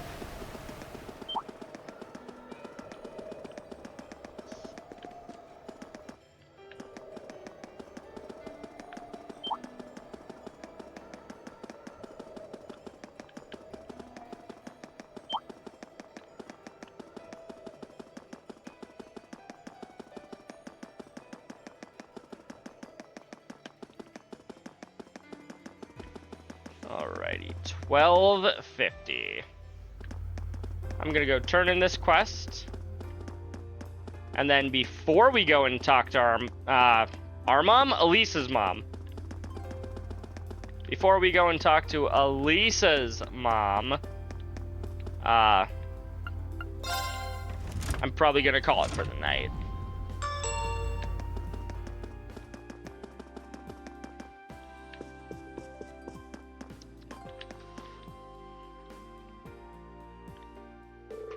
Oh, did you manage to find any linium? Sure did. Here you go. Thanks. This is exactly what I was hoping to get my hands on. This should be plenty to serve as a research sample. I'm happy to hear that. Of course, if you actually went in there and cleared that monsters out of there, I'm sure you could get plenty more. That's something we can consider after we've proved this is a viable material. That's all part of the research. And this is Professor Schmidt we're talking about. I'm sure he'll deliver some kind of interesting result. It was an honor to have been able to aid the professor's research. It was a pretty tough job, though. Not really. Thanks. I'm grateful for all your help. And I'd like you to take these as a reward. 10 U materials? Thank you. Thank you very much. Anyway, it's back to work with me for now. Good luck with your field study. Thank you. Glad we could help out. Mining a minor metal. Wonderful. Looks like the sun's starting to set already. That took longer than I expected. I'm not surprised. That was a hard day's work, even by our standards. Well, at least we were able to finish all the requests, and that's what really matters. Now let's head back home and wait for my mother. Ha! You said it. Someone seems awfully cheerful. Of course she is, Fee. Why wouldn't she be? What's wrong? There's something going on over there. Oh? Seems like something out of the ordinary. Sounds like it's coming from the plaza on the lower floor. Let's go take a closer look. I could do that, or I could end on a cliffhanger. Dun dun dun! Yeah, I'm doing that. I'm ending on a cliffhanger. We're gonna head out. We're gonna raid. Do we have an idea of who we're raiding? Of course we don't. If I knew who I was raiding already. Frigid Kitsune is streaming Sky 3. Ooh. Can Spotify please start playing music that I ask it to? Thank you. Thank you, thank you. Not great audio, but I don't think you've rated them, and new people are always good. New people are always good. Thank you for the recommendation, Frost.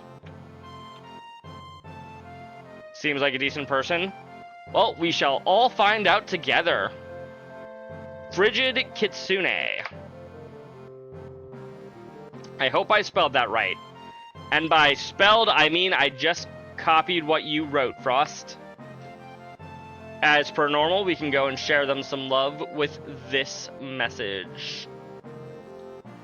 I will be back with more Trails of Cold Steel tomorrow. And other than that, you all have a wonderful night. I'll talk to you all later. That's the correct icon. Yep. Yep. I'll see you all tomorrow. Bye, chat.